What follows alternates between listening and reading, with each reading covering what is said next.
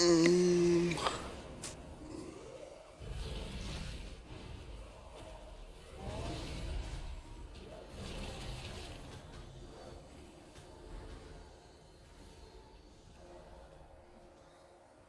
That ability is not ready yet.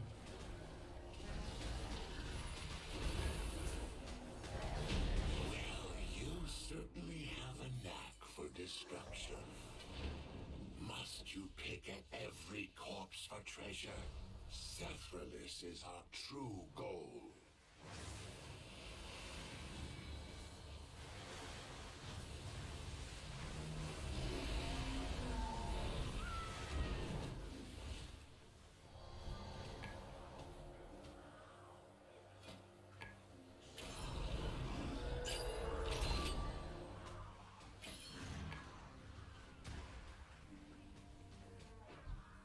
I am out of range.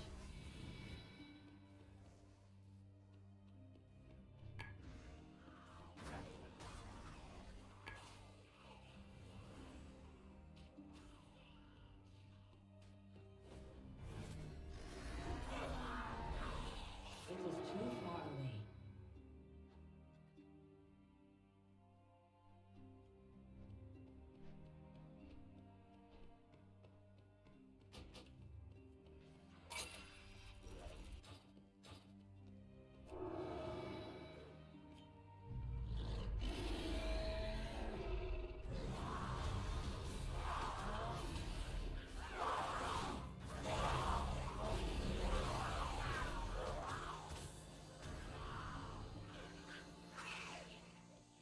I need to get closer. I do not have a target.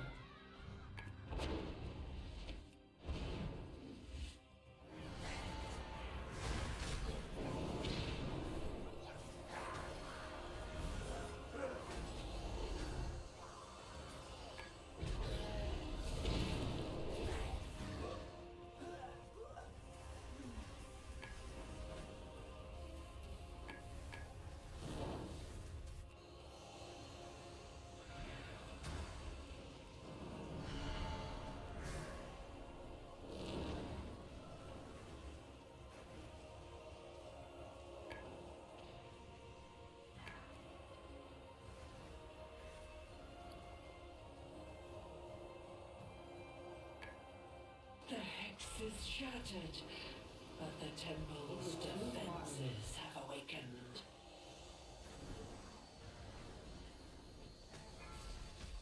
Restore me, and I will disable them. Beware.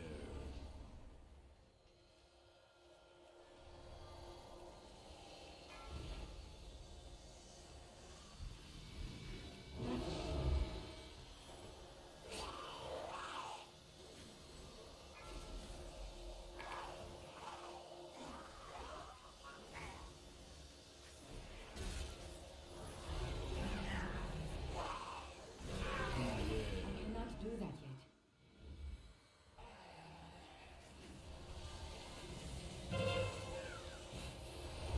I hold dominion over all. Not ready yet.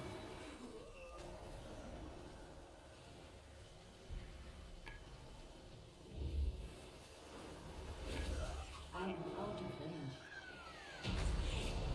The storm has broken, and I am myself again.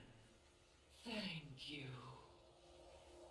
This war must end.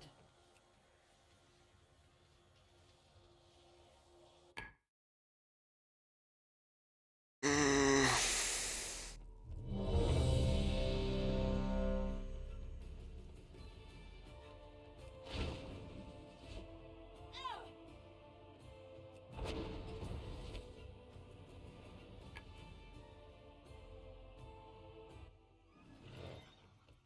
You are too late, outsiders. I The need a temple target. belongs to my master now.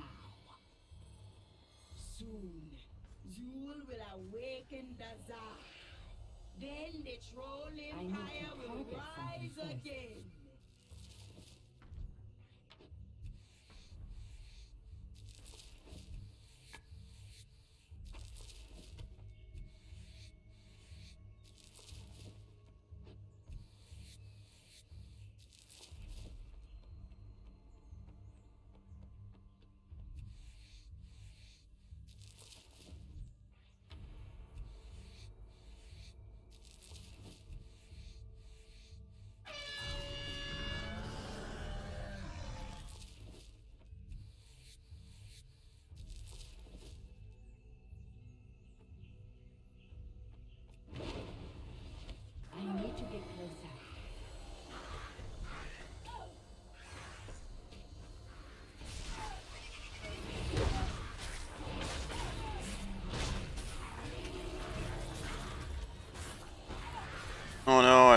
got into it.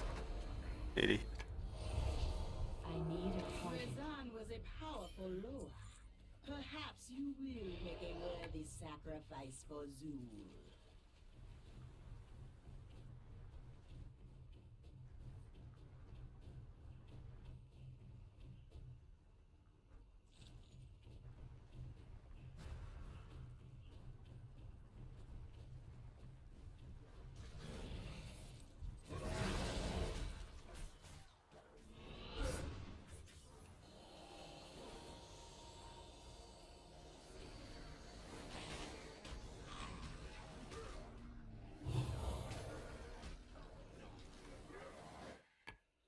That ability is not ready yet.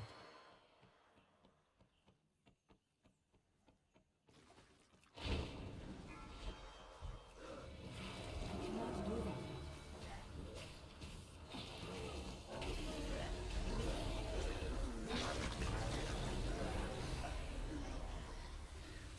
That ability is not ready yet.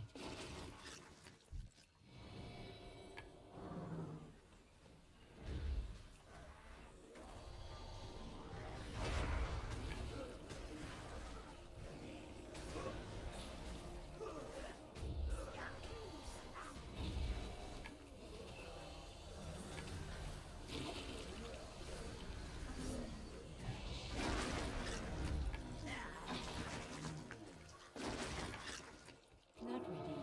Master Wolf, nor beware. 4, 3, 2, 1. Beware. I cannot do that yet. You got wicked! That ability is not ready yet.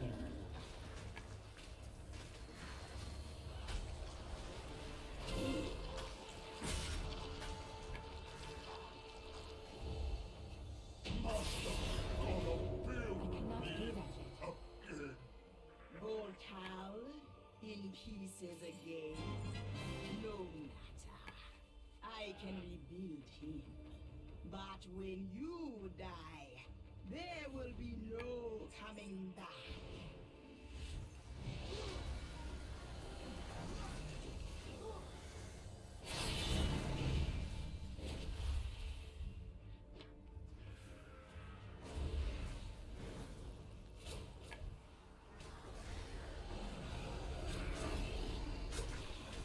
Not ready yet.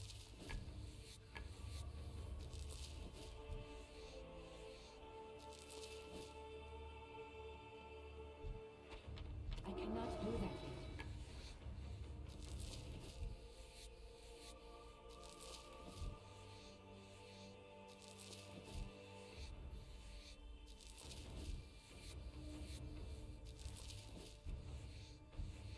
Not ready yet.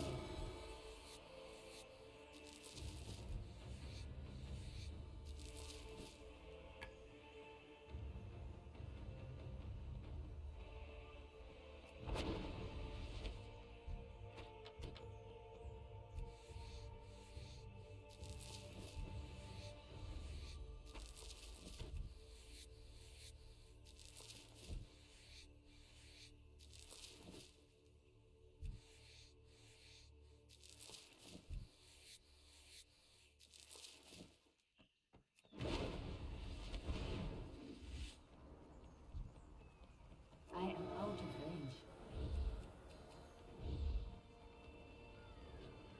I do not have a target.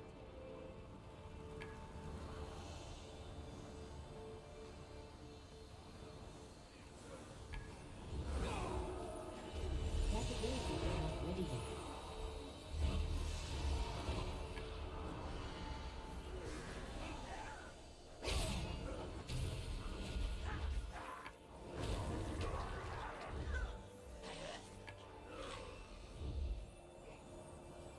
Not ready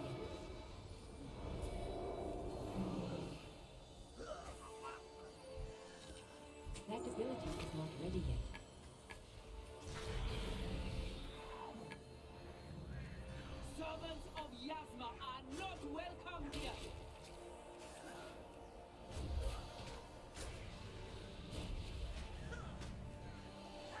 Ataldazar's power flows through me. Let's do that.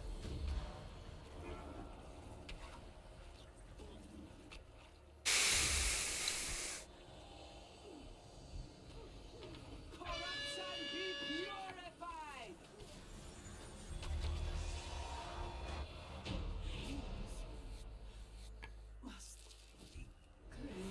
My thanks for killing the priestess. I You need a have target. only succeeded in strengthening my hold on the temple.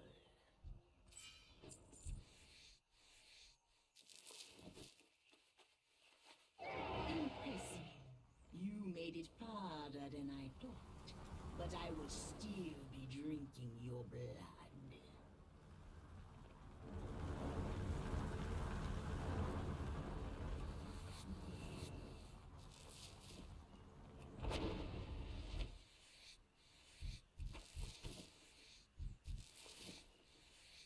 The Tsar will awaken soon, but you will not live to see it!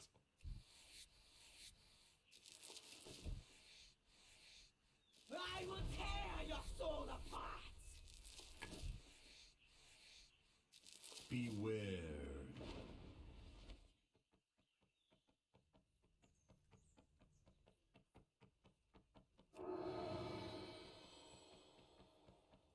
Your blood is mine! Oh no.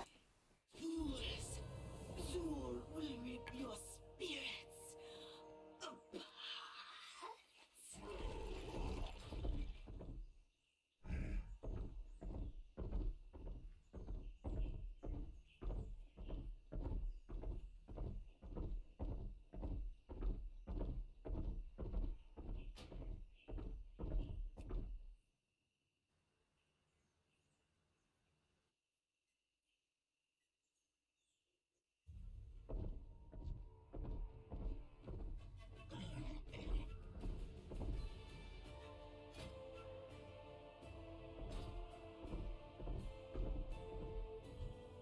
I am listening.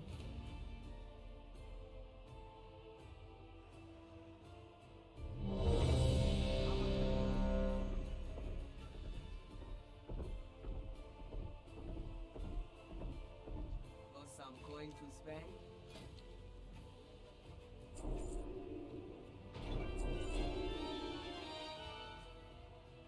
Come on back with more, that's coin now.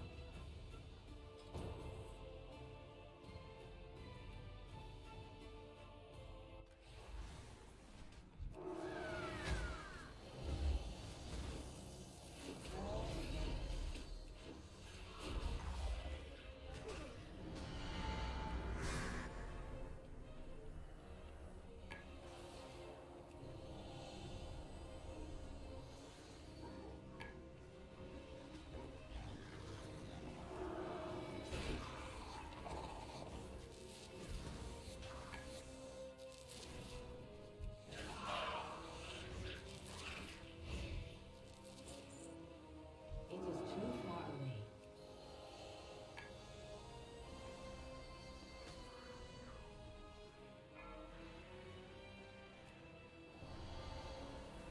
I need to get closer.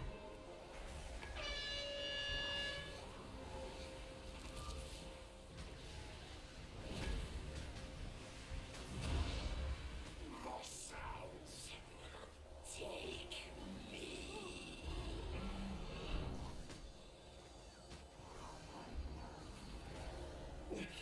What will become of the Empire?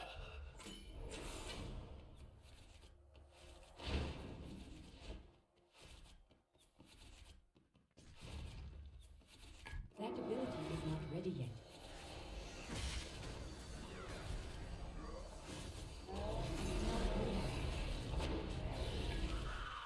Not ready yet.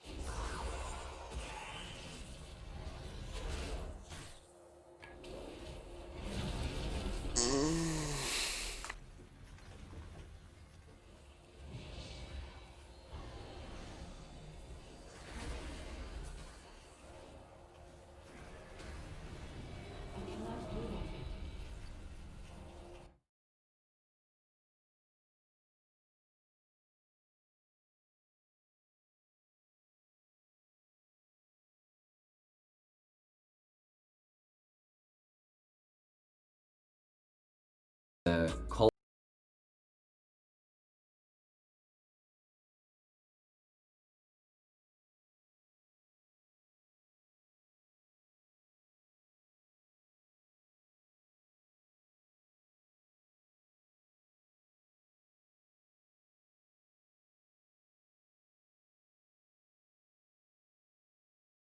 Good morning, everybody. Irish Demon here, your favourite NASA shill. Well, this morning we had the modern day debate between Fight the Flat Earth and Team Skeptic versus G-Man and Nathan Thompson. If you know who all of those people are, then you probably rightly guessed that it was quite a sight to behold. I woke up quite early to actually go and watch this because I live in Western Australia, so it was quite early in the morning here. So I got up, it was really cold, but I was very quickly warmed up by the raging inferno of a dumpster fire that it turned out to be. So you had Fight the Flat Earth and Team Skeptic. They were debating about evolution. Now, they admit themselves it's not really their kind of area, but they came with facts that were easily understandable, easily verifiable, and the other two morons just came with abuse, basically, and just la. The usual bullshit. You guys know how it goes. So what I intend to do is I want to break down some of the points that were made, some of the valid points that were made from Team Skeptic and Fight the Flat Earth. And I also want to take into consideration some of the ridiculous stuff that was said by both G-Man and Nathan Thompson, just to give you a little hint of what is to come. Nathan Thompson said that masturbation is, well, how did he put it, self-sodomization. Okay, fine. Gay. He calls it gay. Called Team Skeptic a racist because Team Skeptic believes in evolution. On top of that, G-Man said that because they were calling him, you know, an idiot and stuff like that, that makes them racist somehow. But anyway, that's quite something. We'll get to that as time goes by. So it wasn't a crazy long debate, but it was quite long. It was about 2 hours. So I've got a lot of stuff to break down in there. And what I'm asking is if you guys have watched it, as I'm sure, you know, a lot of you guys that follow my channel also follow theirs. If you did watch it, just comment down below or send me an email to irishfuckingdemon without the C, and let me know what you think and what you would like me to include in my breakdown. I'm going to spend the day working hard, trying to film little bits here and there. I'm probably going to have to film the whole thing in a few different stages because, first of all, it is quite a long debate, and I do want to be fair to everybody involved in it. There was like a whole part about Nathan Thompson getting triggered about Fight the Flat Earth putting hilarious memes, some of which were my own. Was might I say. so I was triggered. delighted to see some of my own memes on there. Nathan got super triggered about it, but he failed to realize how ridiculous he looked because he was putting up photographs of Team Skeptic at the same time. So again, Nathan Thompson being a hypocrite, no surprise there. G-Man said some pretty crazy stuff, as always, some outrageous, ridiculous comments. We'll break those down in more detail when we get into the video. Now, how I intend to go about this is, first of all, I'm going to do a video of just a kind of a general overview of how it all went down and, you know, who I thought won. I think that's pretty obvious if you saw the debate. I don't think Nathan Thompson said anything at all. I don't think he actually had any argument whatsoever other than just being a little bitch. He did say, I'm a Patreon, so I got to do and then Craig is like, well, I'm a bigger Patreon, so fuck you, basically. So there was a lot of kind of like personal stuff brought into it. You know, they were talking about Team Skeptic's son using his camera. Big fucking deal. His son got a new job and he needs to use the camera, and Team Skeptic's being a good fucking dad, supporting his son in his new job. So yeah, Nathan was just being a little shit as usual. Just got so triggered. It was beautiful to sit there and watch him while, because Craig is a master. I don't know if you guys, depending on where you are, you might use the same terminology. He's a master shit stirrer. He just squeezes just the right spot, just enough. And the funniest thing was, you'll hear it, I'll play it, but I won't say exactly what he said right now. But he did a kind of and said something. and it just suited everything perfectly. Oh god, guys, you're gonna love it. If you didn't see the debate, do head over there. I'm gonna put a link in the description down below, and I would love to hear anything that you would like for me to talk about, any kind of points on it that you thought would be, you know, maybe a good thing to bring up that maybe I might miss. And yeah, we'll pull it apart and show these two morons for what they really are, which is a couple of morons. There's no other way of saying it. They didn't come with any reasonable debate, just the usual Kent Hovind type nonsense. A dog does not create a cat. You can't mate a dog and a butterfly and create a tree. It's like, oh, not this shit again. So it's just the same bullshit over and over. You guys know how it goes by now. So with that, guys, it is still early morning here. It's just gone 10 o'clock or so. Yeah, just gone about 10 o'clock. So I got to go do a few bits, and I've got to do a bit of garden work and stuff like that. So I'm going to re-listen to the whole debate, and I'm going to start taking notes. And as I say, this might be maybe 2 or 3 parts, depending on how long it is, because I don't want anybody to have to sit through, you know, much more than kind of like maybe 15 minutes. So maybe 3 15-minute segments. Yeah, I think 3 15-minute segments. One overall, one part about Nathan Thompson getting fucking triggered, and another part about G-Man's ridiculous statements and his ridiculous comments. For those of you who didn't see it, head on over to Fight the Flat Earth's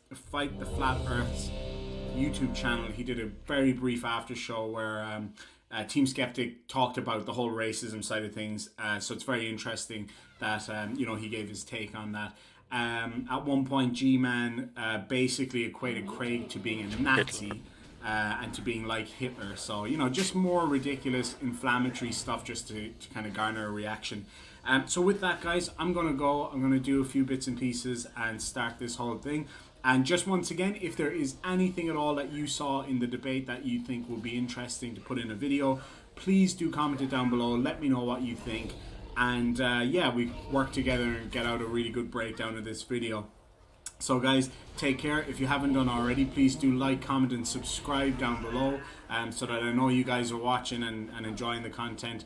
Anyway guys, thank you so much. Have a great day, and hopefully I'll have maybe part 1 of the video up for you later today.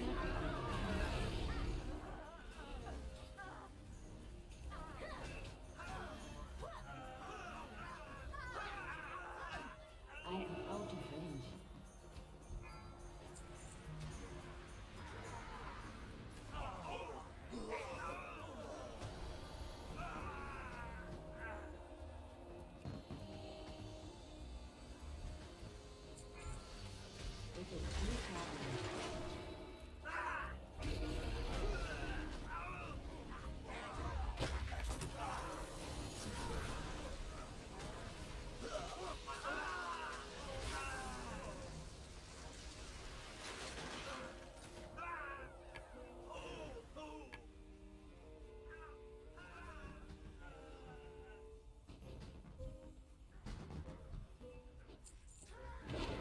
I need to get closer.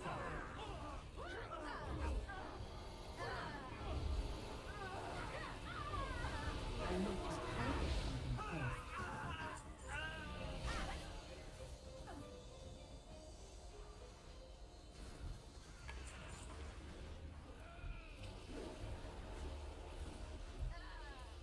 That ability is not ready yet.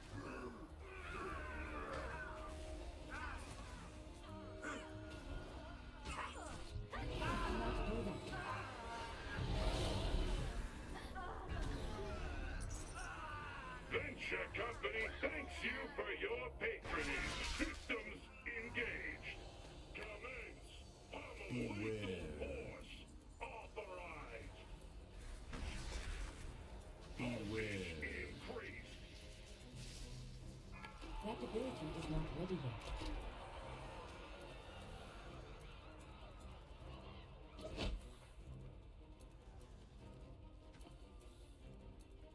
Lethal force authorized. Imaging this unit violates the terms of evil systems. Failing.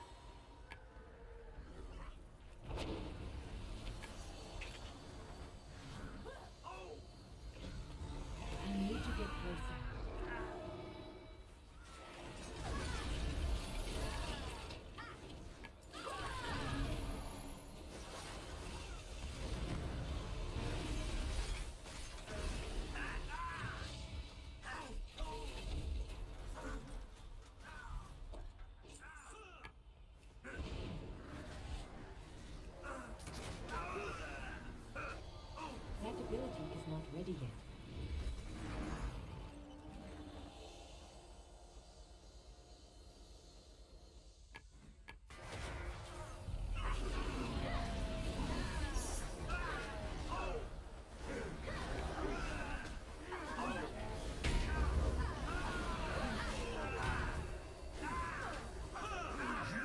Trespass in my domain!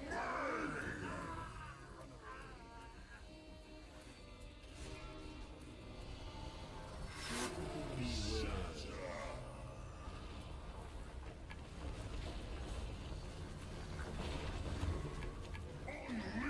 your power! The wounds must be mended.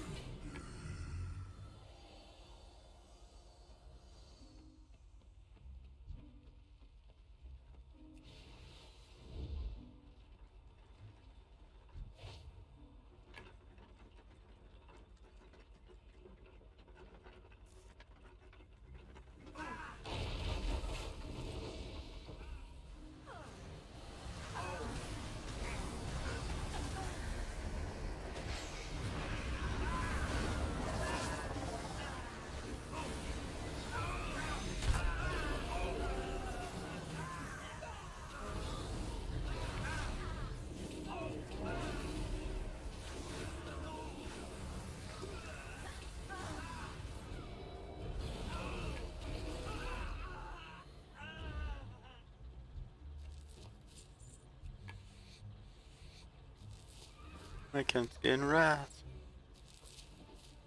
It is too far away.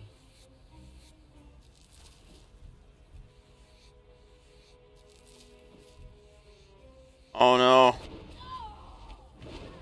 Help. Oh shit. Oh shit.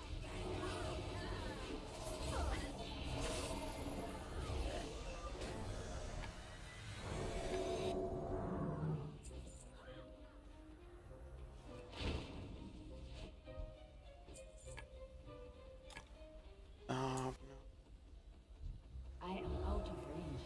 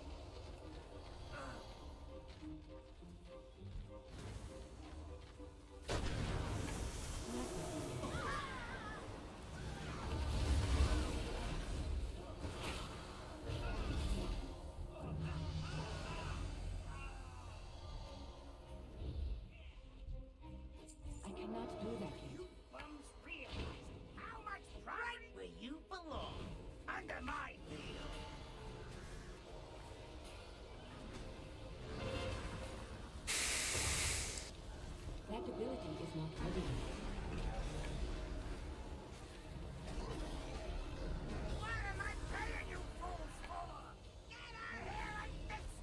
Not ready yet.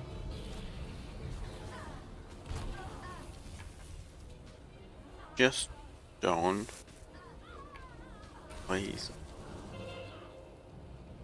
Yeah.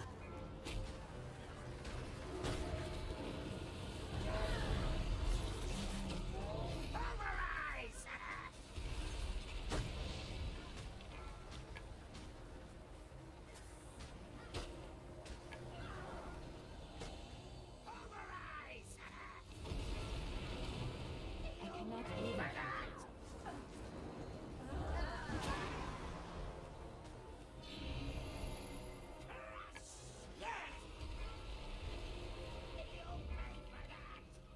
Not ready yet.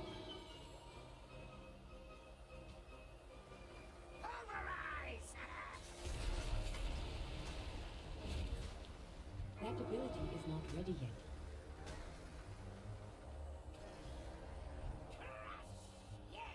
I cannot do that.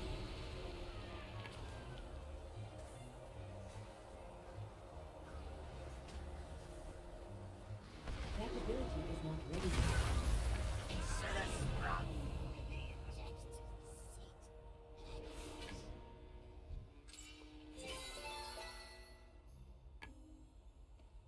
I need a target.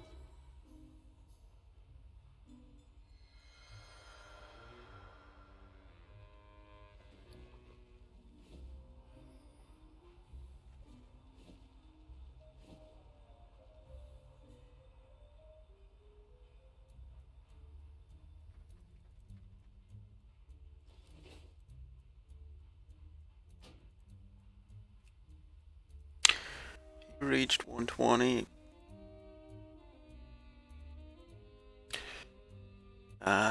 Times. Very, very sad times.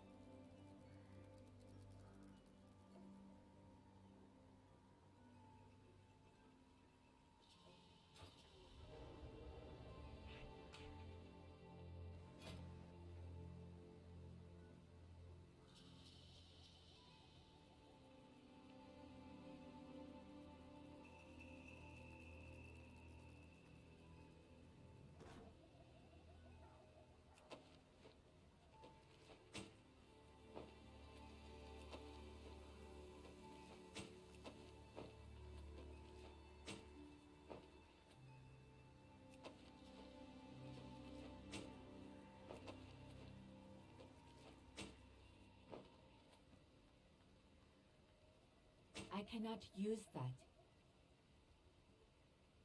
Oh, it's male.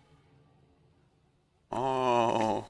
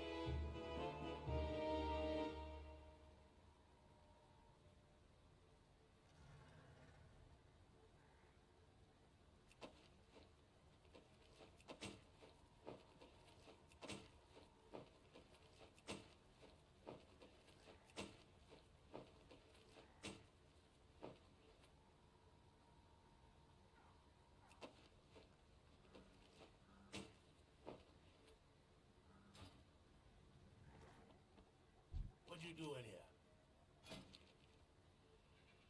Zandala forever.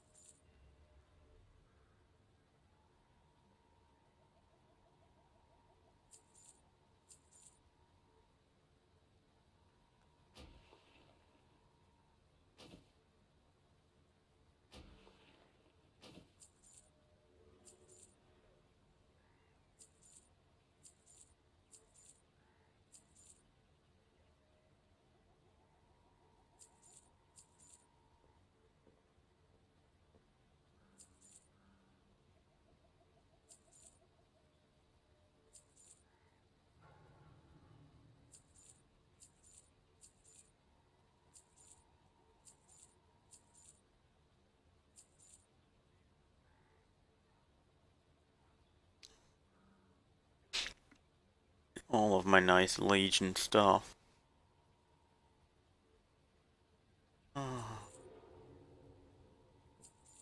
Bye.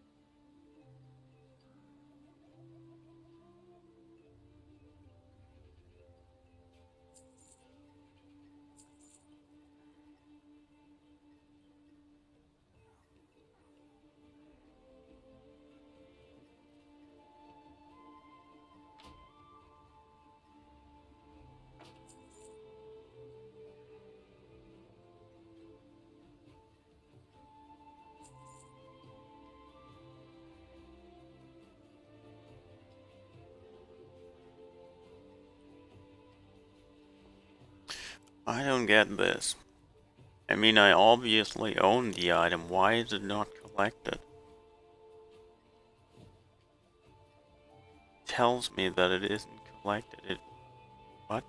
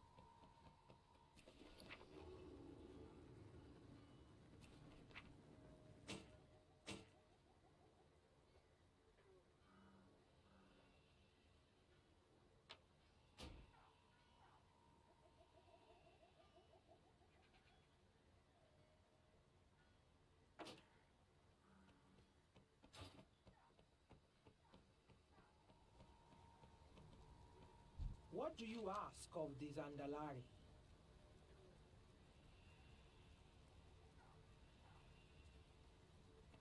Watch yourself within our city.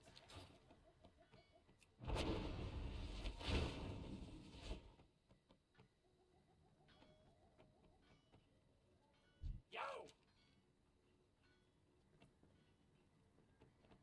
Hurry back!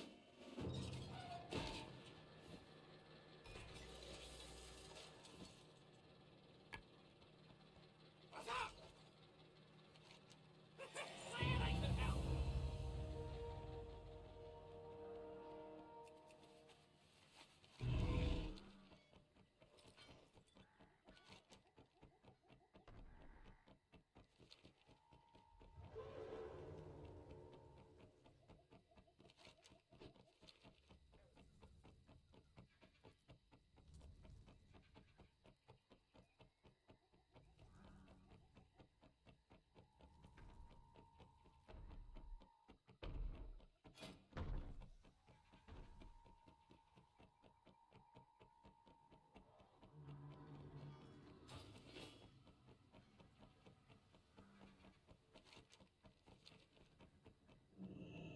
I need to target something first.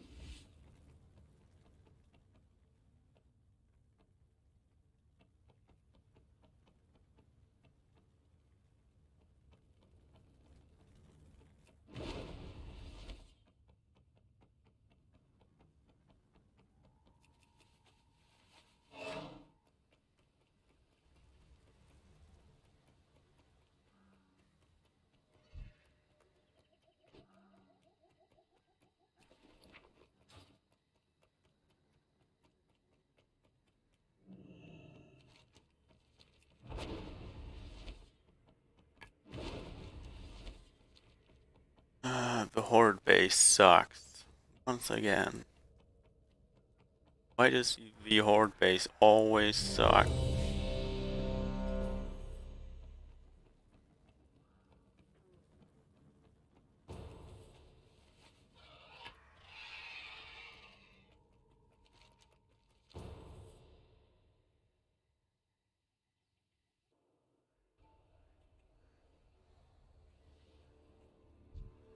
I need a target. The blood trolls are scattered, but we must find the source of the rot and destroy it. Guard yourselves. Who knows what lurks in these caves?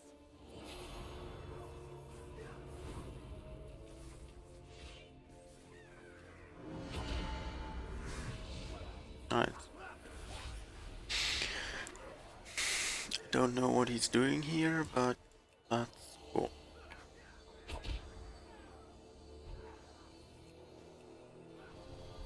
I cannot do that yet.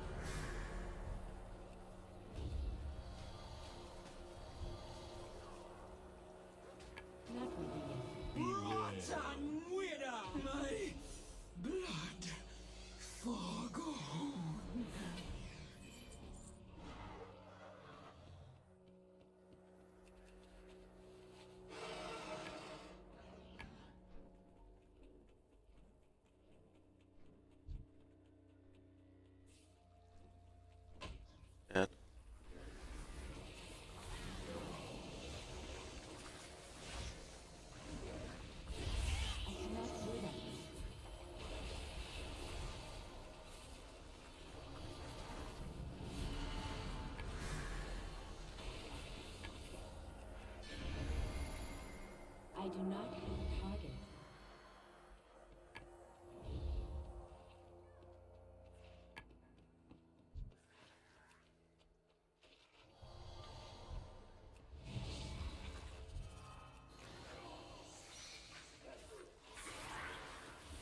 That ability is not ready yet.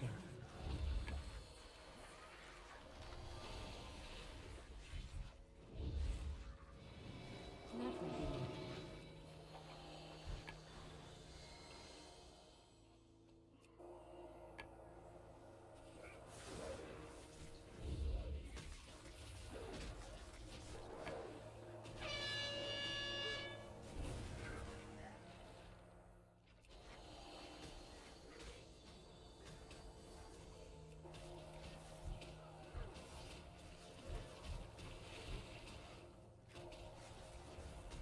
I cannot do that yet.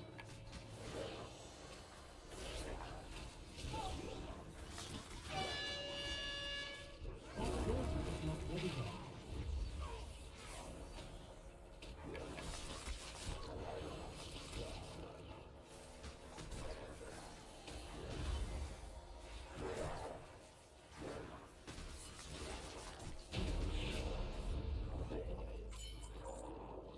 I need to target something first.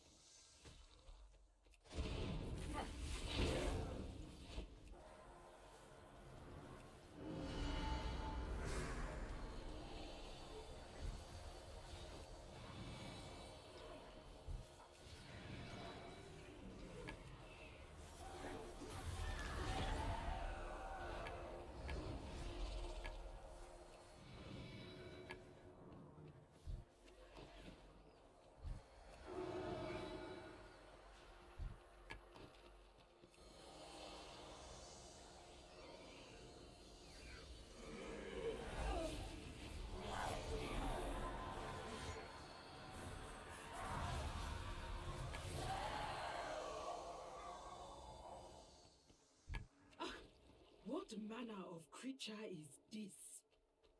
It must not be allowed to reach the surface. Destroy it, now! Rot must spread.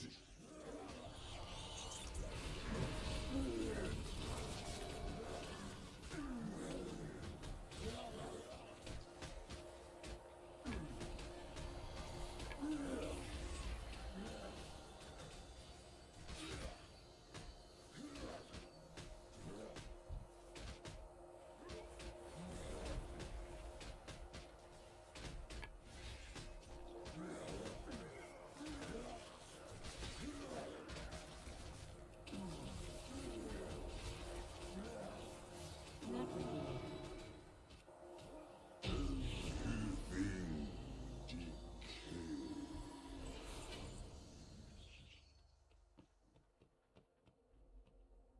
I have never seen this form of corruption before.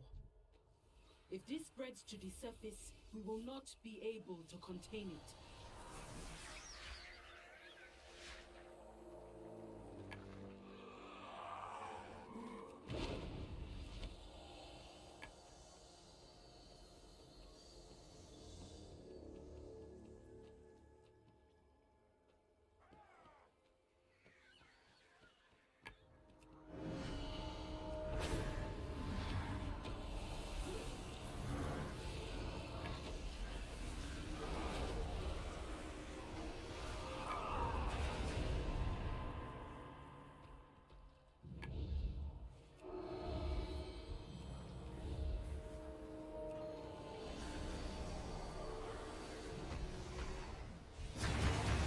That ability is not ready yet.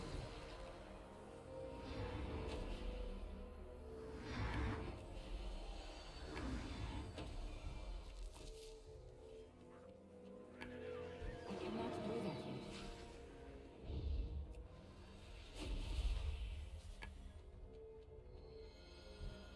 Not ready yet.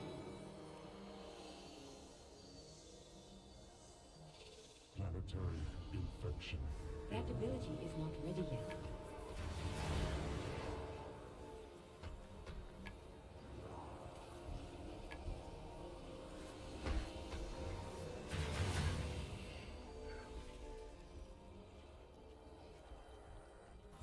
specimen detected. Containment priority 1.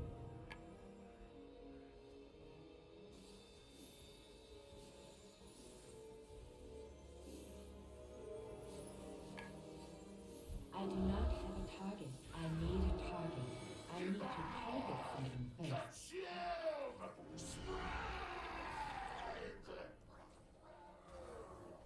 Beware.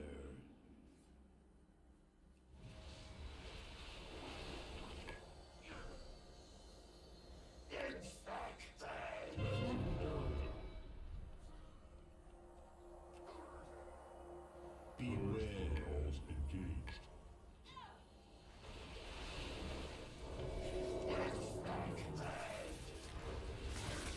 Protocols engaged. Beware. Containment detected. Sanitize. Purge protocols. That ability is not ready yet. I cannot do that. Beware. Purge protocols engaged. That ability is not ready yet. I cannot do that. Final safeguard. Restore virulent source. The Titan bought us time. Again. But Gahun will not stay Aww. quiet for long. We must gather our forces and stop the rot at its source.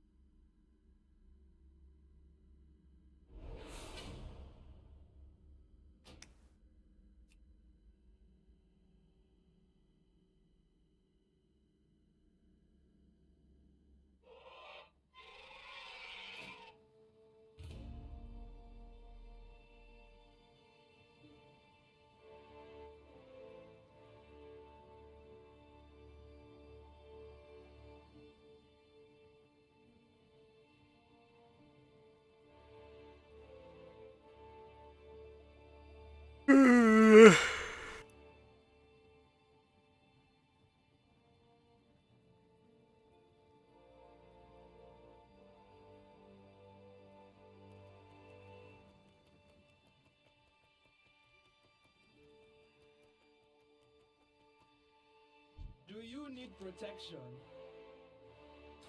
No. Go carefully. What is your business here? I am sworn to defend the honor.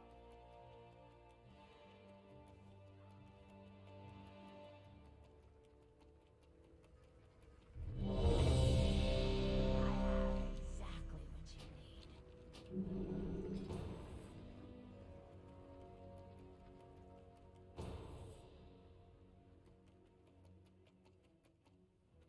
What now?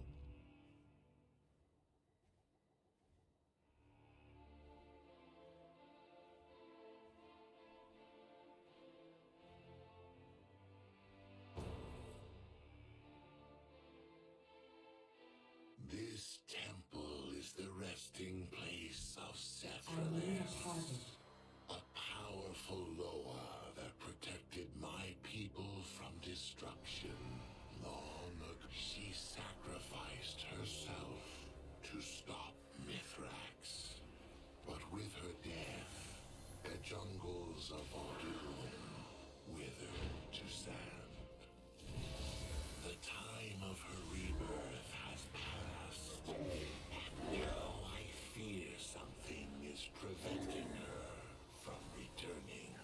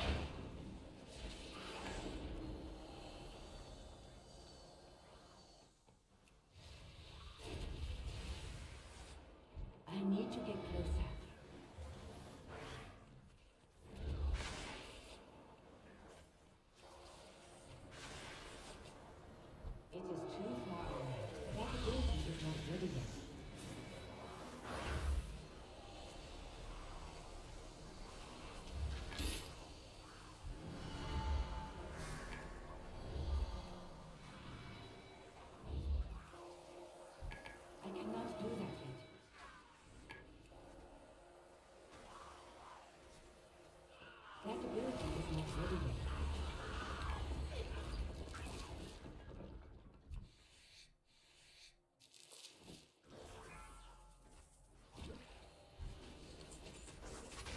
Not ready yet.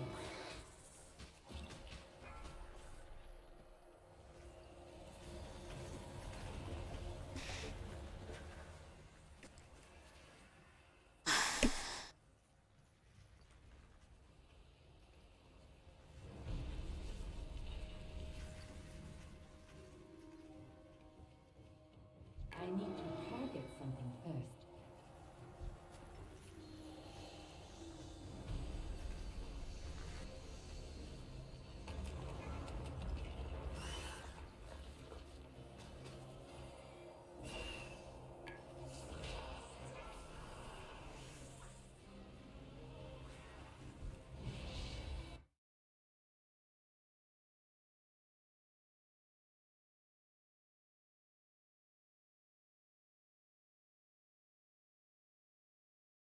Hey all, Scott here.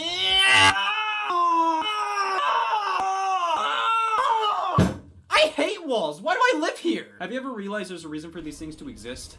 No.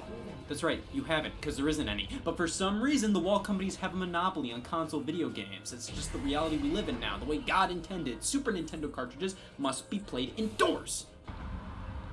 Yeah, that's right, God. You know what was the coolest thing ever? Playing a game in an environment you couldn't normally play that game in. This is f***ing incredible! I'm talking taking games you could only play on the TV from a home console that only worked when plugged into an electrical socket and making them playable on the go. See, I loved my Game Boy Advance, but whenever I'd pick up a game for the handheld that also released for the GameCube, for some reason, I would think, oh my god, it'll be just like playing the GameCube game on the go! Oh, this is rich. In reality, it was almost always a completely different game. Portable consoles just couldn't keep up with the homegrown stuff. To be fair, a lot of home console games would eventually make it to handhelds, but they would generally be pretty old by the time they did. But that didn't stop me from wanting Super Mario Galaxy and Smash Bros. Brawl playable on my Nintendo DS. I mean, they put Super Mario 64 on the system to take the game that defined what 3D gaming would be, the game that may quite possibly be the biggest leap forward in gaming history, and make it portable. It's still a spectacle to behold. Taking things that always required to be plugged in at all times to be stationary in your home and giving you the option to take them on the go, that will always be a magical feeling. And while many games that appeared on home consoles eventually made their way to handhelds, no. I want to play the Super Nintendo version of this game, not the Game Boy Advance version of the Super Nintendo version. Look at this, it's kinda different. I don't want a portable device capable of playing versions of Super Nintendo games. I want a portable Super Nintendo. The idea of taking a home console and cramming it into Yeah, a something the lot size of of a Game Game Boy Boy Advance has been around for quite a versions while. were, Yeah, you could just buy the not Game that Boy good. version of that NES game, but wouldn't you rather play the NES game on the go? That was the mentality behind some of the first major home consoles Words to go, were the just Turbo level Express and 4. Sega Nomad. And with And it these, wasn't really you can about finally the, stay outside forever and wasn't still like play they console could not games. have No done looking it back. better. The Turbo Express was a portable TurboGrafx 16. You They could play the just, exact same game cards, though you couldn't play the games botched released for them. the console CD add-on. Now, I don't own a Turbo Express because I spent all my money on not this, but I do have a Sega Nomad. Could you tell? Yeah, this is the size of a concerning growth. It's definitely not the slimmest portable out there, but come on, considering it was released in 1995 and is a full-blown portable Sega Genesis, I think it's fairly understandable how big it is. Hell, a Sega Genesis cartridge alone is the size of a Game Boy Pocket. Of course this system's gonna be bulky. So to play this on the go, we're gonna need a battery pack.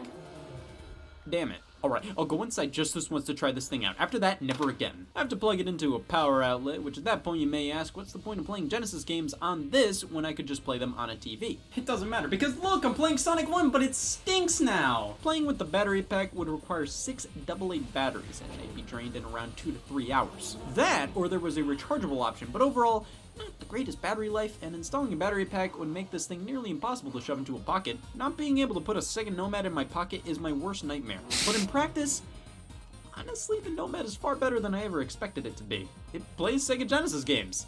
it is an official Sega Genesis after all. The screen was always what I heard the most horror stories about, The how it screen didn't is age good. that well.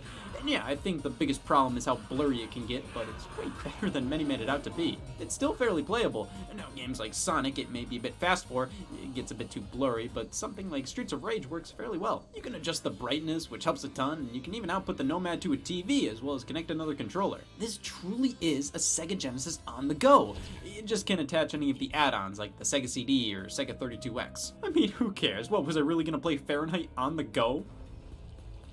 Yeah, the Nomad's pretty impressive all things considered.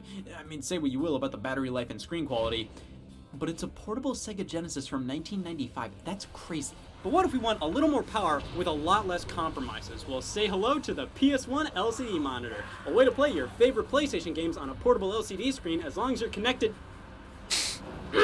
One more trip inside and we can play our PS1 games portably. Released alongside the revised PlayStation model was a screen you'd attach with a couple of quarters, plug in and BAM!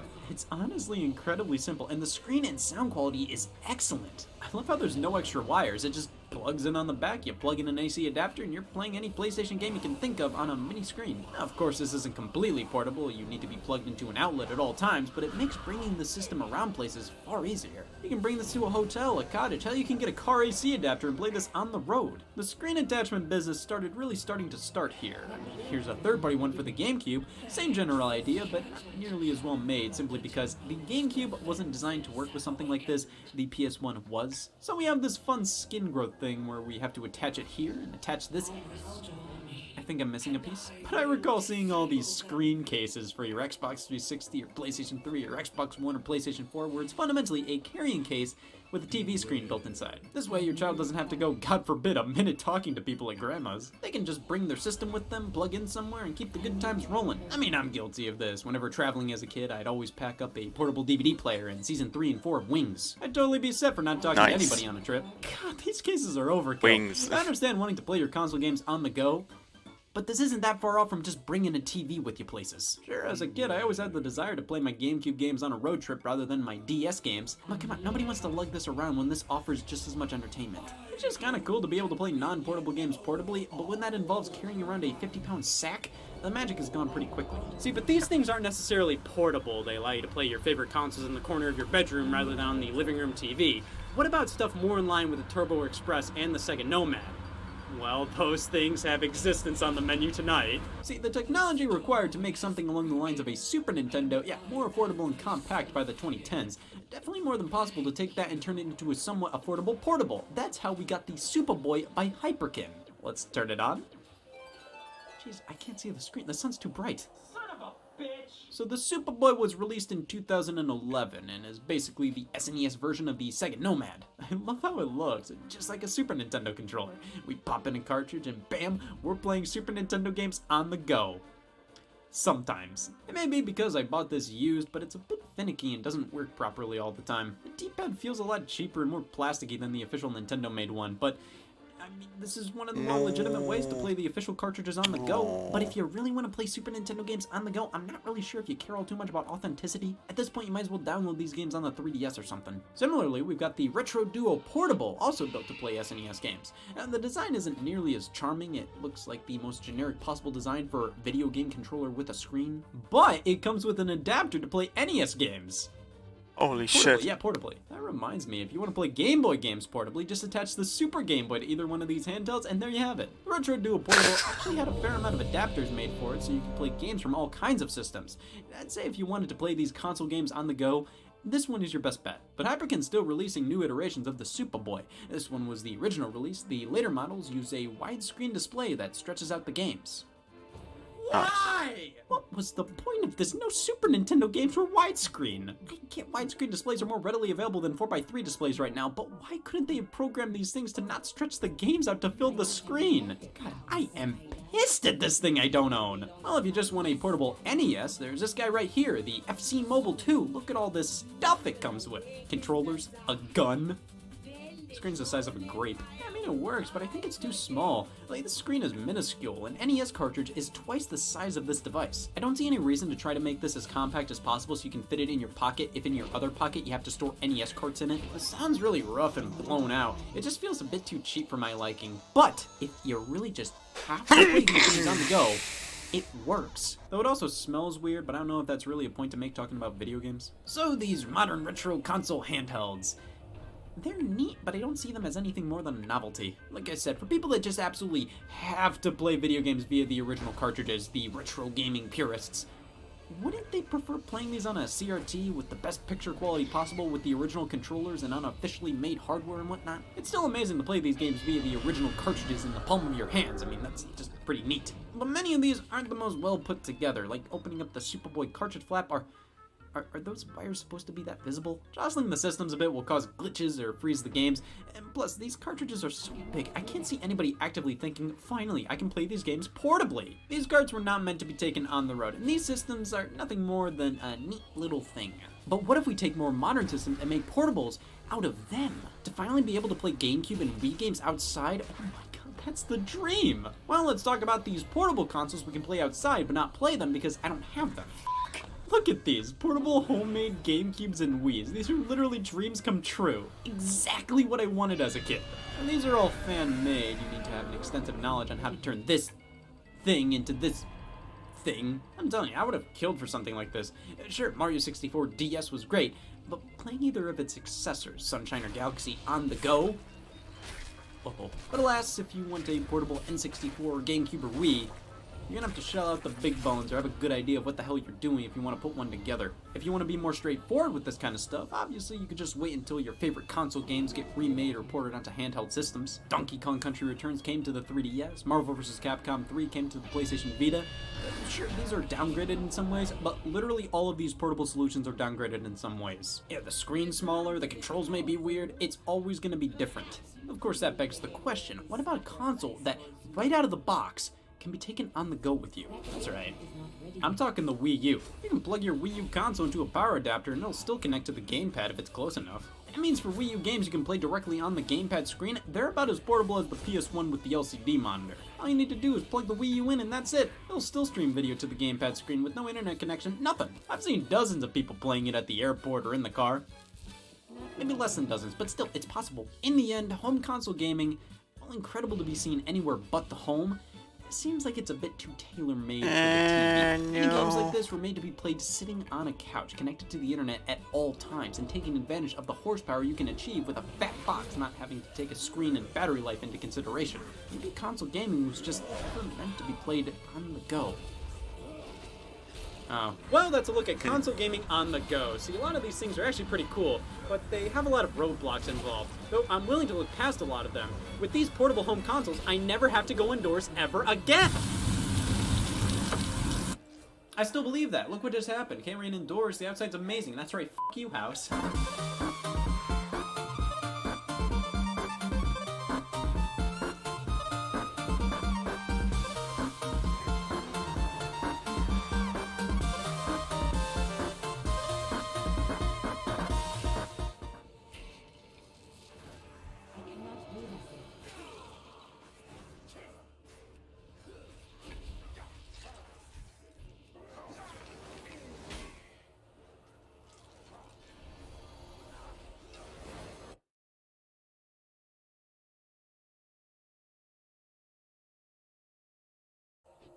Last night was something that reinvigorated my desire to continue to debate and to continue to push this fight against stupidity. I had never... What really got me was last night I kind of was... I'm not going to say I was scared, but I was a bit like antsy because it was my first time to ever debate this topic. And I'm not an evolutionary biologist. I'm not a microbiologist. I don't have these studies and this knowledge that these guys have that helps them in debates like that. I kind of had to learn, and it's one of the reasons why it took us so long to accept the debate and actually take on the debate, because I told myself, I said, I don't want to go watch somebody else's video and say, okay, here's the answer when they say this is the answer. No, that's never how I try to work. I always try to work to learn something and then speak from a point of knowledge, you know. So it took me a while to get the information and actually learn the information so that I could understand it if I needed to explain it. And you know, maybe about 2 or 3 days ago when we started working on the script and me and Fight had already been doing our research, I was like, man, I just don't want to look stupid, you know. Of all things, I don't want to go into this debate and just look outright dumb. Like I have no idea what I'm talking about. And that's like it's like jumping off the fucking the high diving board your first time. You know, the first time you get up there 10 meters up and you look down and there's water and it's a long ways away. And then when you get out of the water after making the jump, you're like, holy shit, I want to do that fucking again. That fucking 10-meter drop was fun. Exciting.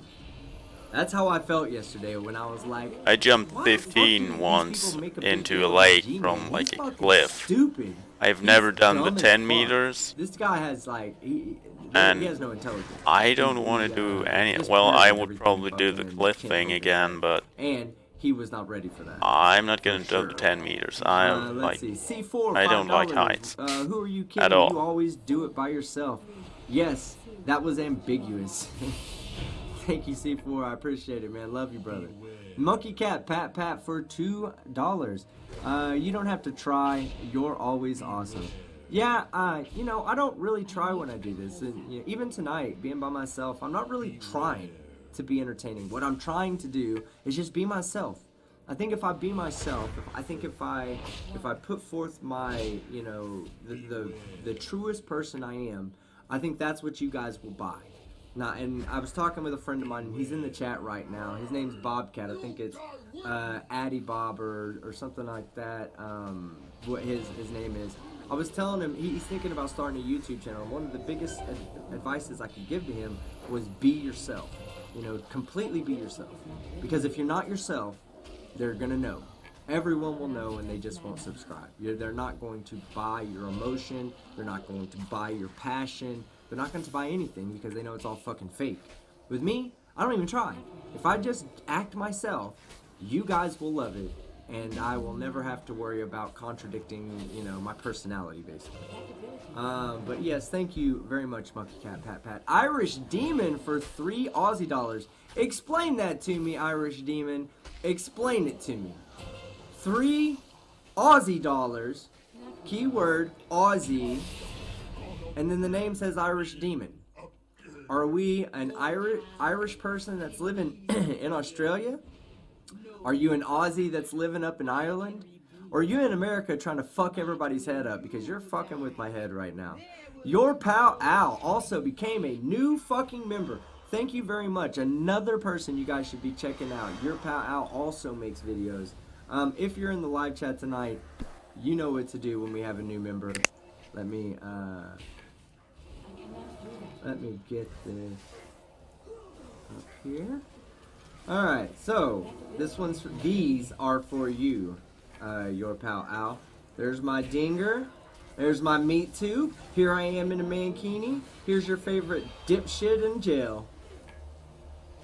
And then we'll go ahead and throw in a full list of Jaws from that Vishanti put up there, which is amazing, by the way. I love Vishanti. She's amazing. And Rennie Baby. Rennie Baby also makes fucking content. Oh my god, we have so many content creators that swing by here. It's, you know, and here's the other thing.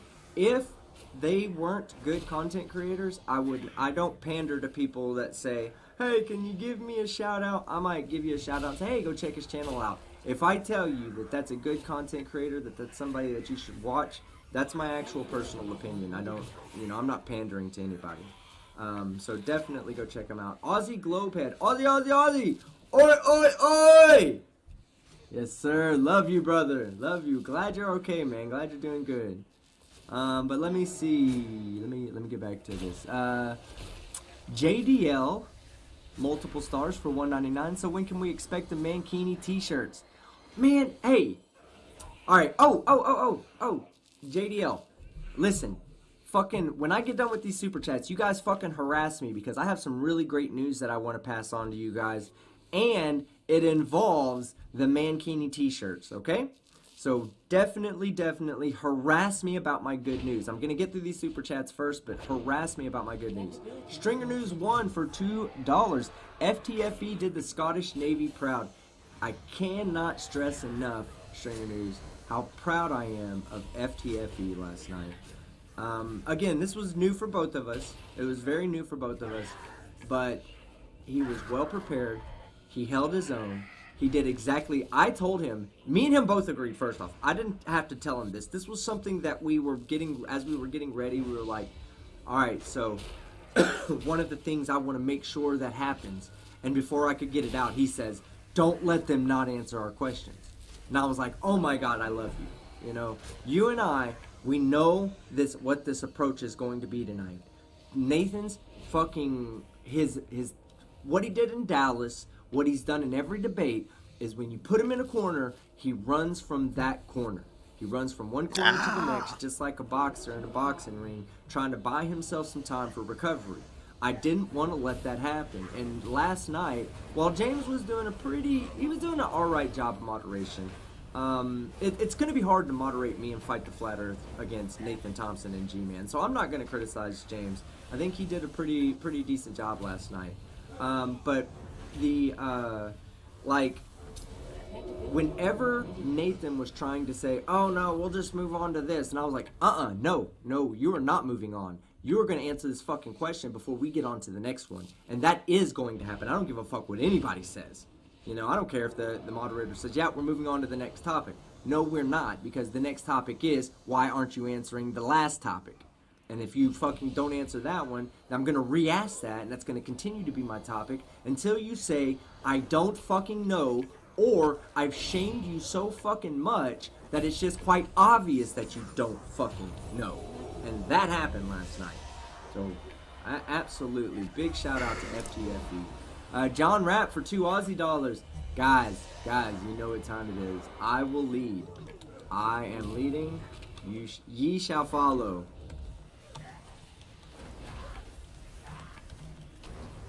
These are for you, Mr. Rapp. These are for you. Also, John Rapp, I have, we had talked about this before. God damn it, I can't put so many, I've got to put in a lot of middle fingers there for you. Alright, we had talked about this before, and, I hadn't really acted on it yet. I get a free article of clothing or a mug or whatever from my Teespring store. And a long time ago, we all said that we were going to give that free item to you, since we harass you for being an asshole that one time on accident. Which you were an asshole. It was on accident. You were an asshole. You deserve all the middle fingers you get. But you know we love you, and you have a free item from my Teespring that I will ship out to you. So, and it's free for me, so it's not going to cost me anything. I'll pay for the shipping. You always support the channel. Yeah, I want to get that to you, man. I want to give that to you because you're such a good fucking sport. And, you know, as you can tell, the chat loves them some John Rapp. So, yeah, John Rapp, thank you.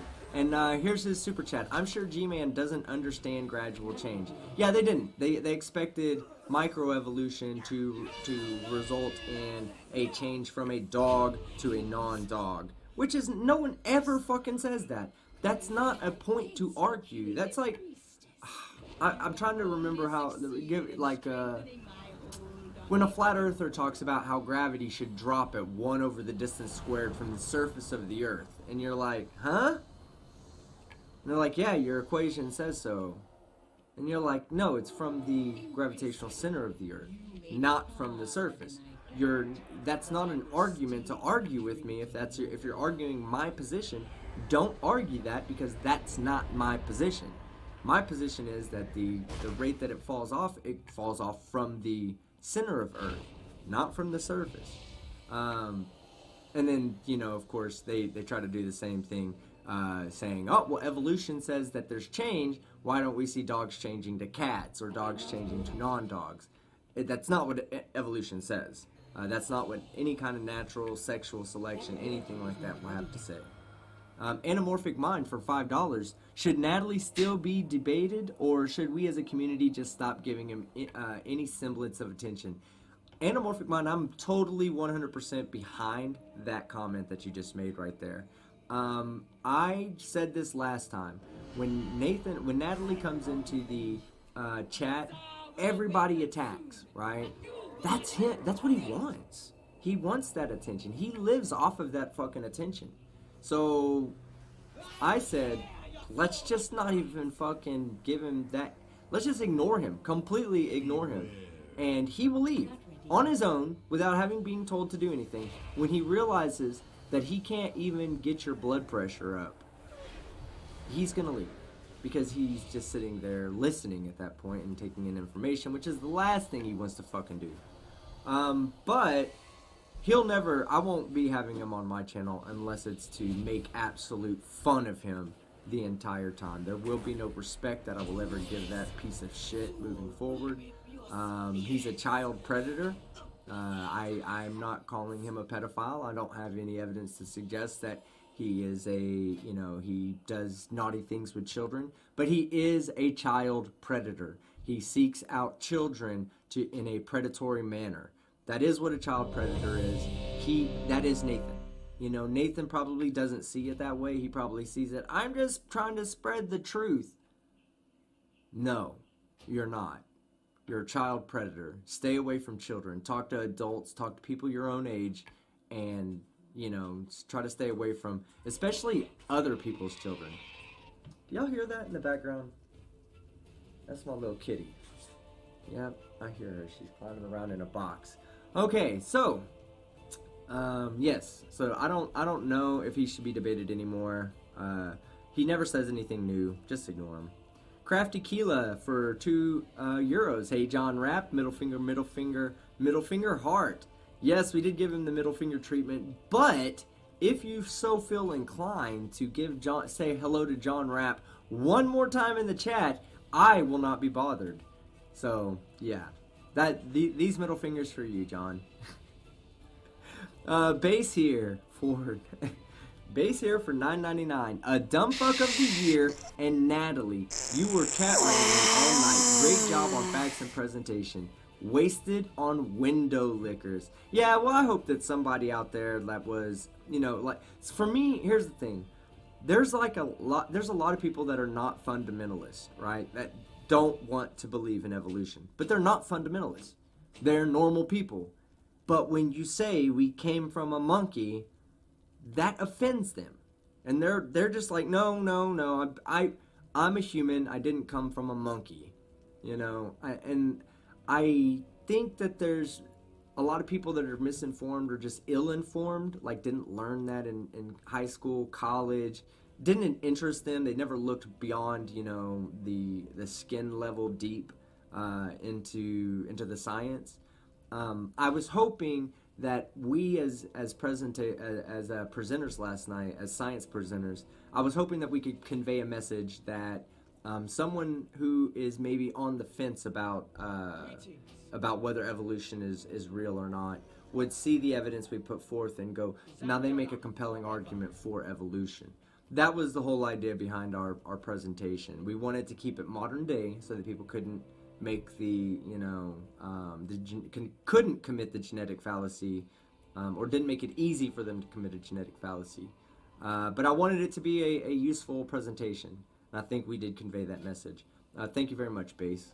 Martianista also became a new member. And guess what we do for our new members, Martianista? We show them the dinger. Then we whip out our meat tube, which is real. Flop around in our mankini. Put Nathan in jail. And then we throw up Victor's 4-star general meme. Oh, Vishanti, you kill me with that. Hey, what? Oh my God, my stuff. I always have a hard time sending my emojis through my live stream app or the live stream window. But I'll get those out in a second. God's Auditor for $2. Doesn't Desert Santa Buzzard Tumbleweed Not sure. Dessert, actually. Or no, desert. It is right. Desert, Santa, Buzzard, Tumbleweed. I don't know what that means. DSBT, so we have to figure that one out. God's Auditor, if you want to tag me and correct me and tell me how stupid I am if you'd like. Oh, wow. I put too many emojis. That's why it wouldn't let me send it. All right. Josiah Hansen for $5. I was LMAO at G-Man's face when I asked how many Bible verses say flat earth. Oh, yes. Josiah, let me finish reading your super chat. I knew that would jump on it. I knew Nat would jump on it, and G would say nothing. Just had to sit and take it. Yes, that was so glorious. And I didn't really I didn't want to interrupt. I didn't want to interrupt what they were saying as Nathan was answering. And then James went immediately to the next super chat, and I kind of got lost in not putting my fucking joke in there, but I wanted to be like, so Nathan, anybody who doesn't believe that the earth is flat and believes in the Bible is an atheist, right? Like, I wanted him to go, yes, because he said that many times. G-Man sitting next to him is not a flat earther and believes in Bible literalism.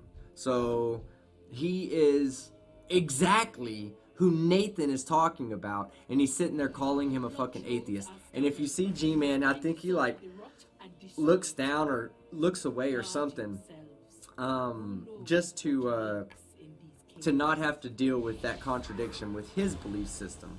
Oh, it was amazing.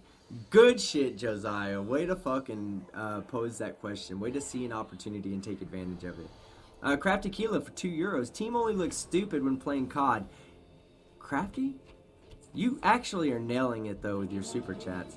We tried to play some Call of Duty with my friends last night, and I was sucking so bad. I was so tired that I was just... I couldn't concentrate. And finally I was like, yeah, I'm done, guys. I gotta get off. I think we played a little bit with Bella. I'm not sure. I don't really remember the whole night, but I think we played a little bit with Bella as well.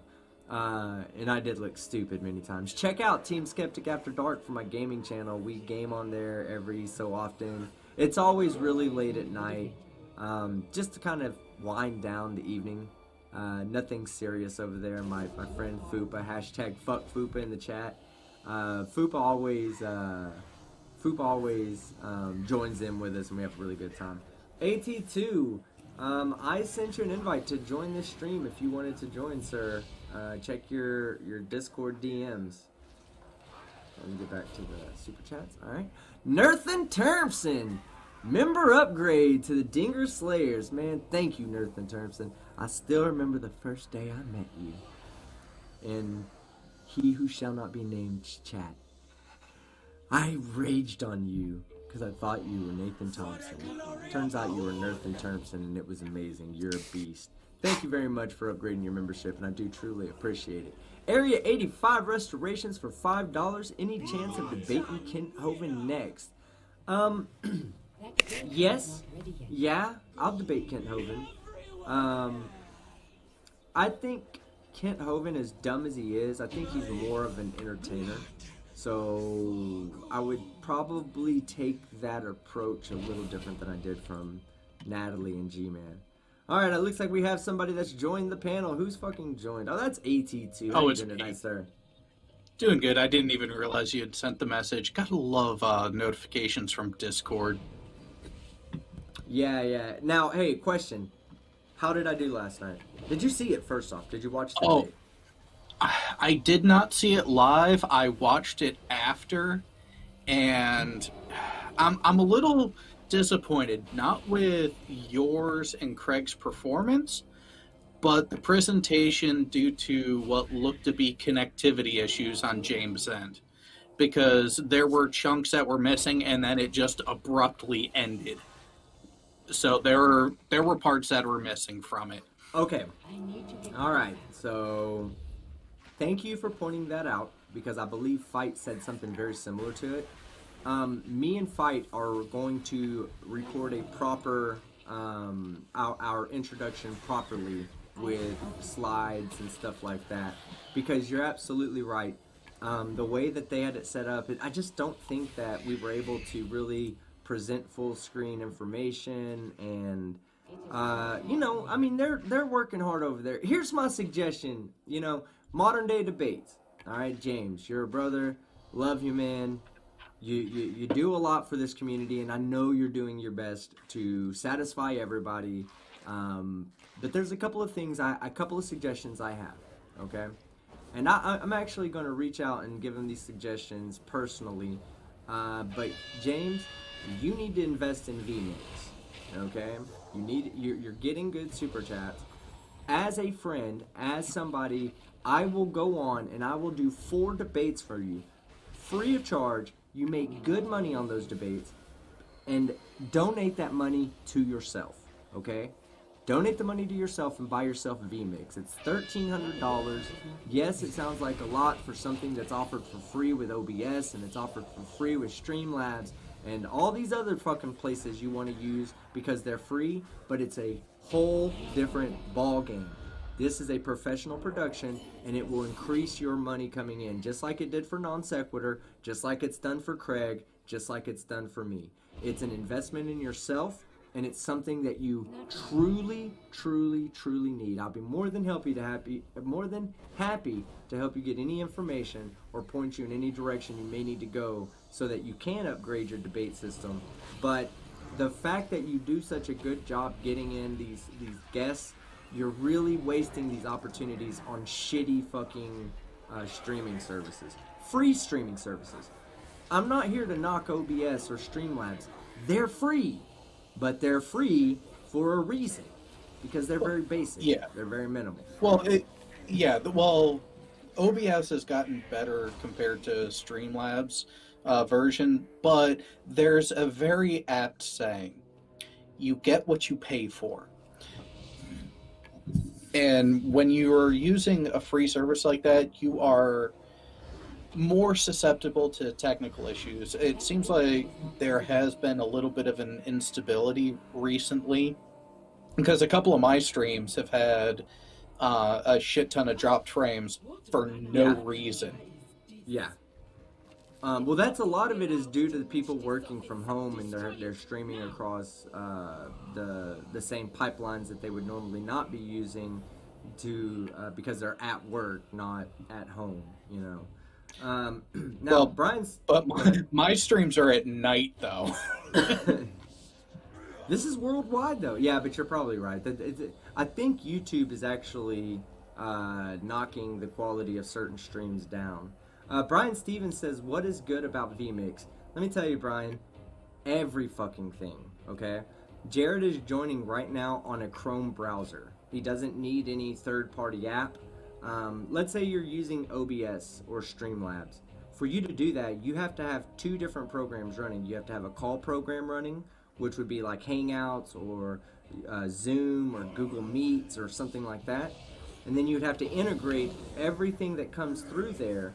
You have to route it all through a virtual soundboard and then bring it into to OBS or Streamlabs, and then route it all from there through your Wi-Fi or through your Ethernet to the, as one package from multiple programs that are being put together in OBS. With vMix, it's one program. You open it up. Whenever I want to add a call, I just go add call.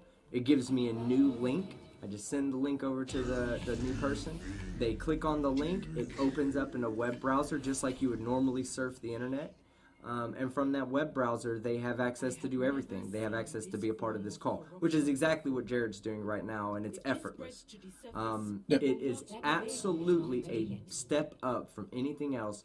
And with the money that James is bringing in, and I don't try to get involved in too many people's finances, there might be a whole bunch of overhead that goes into that I'm just completely unaware of.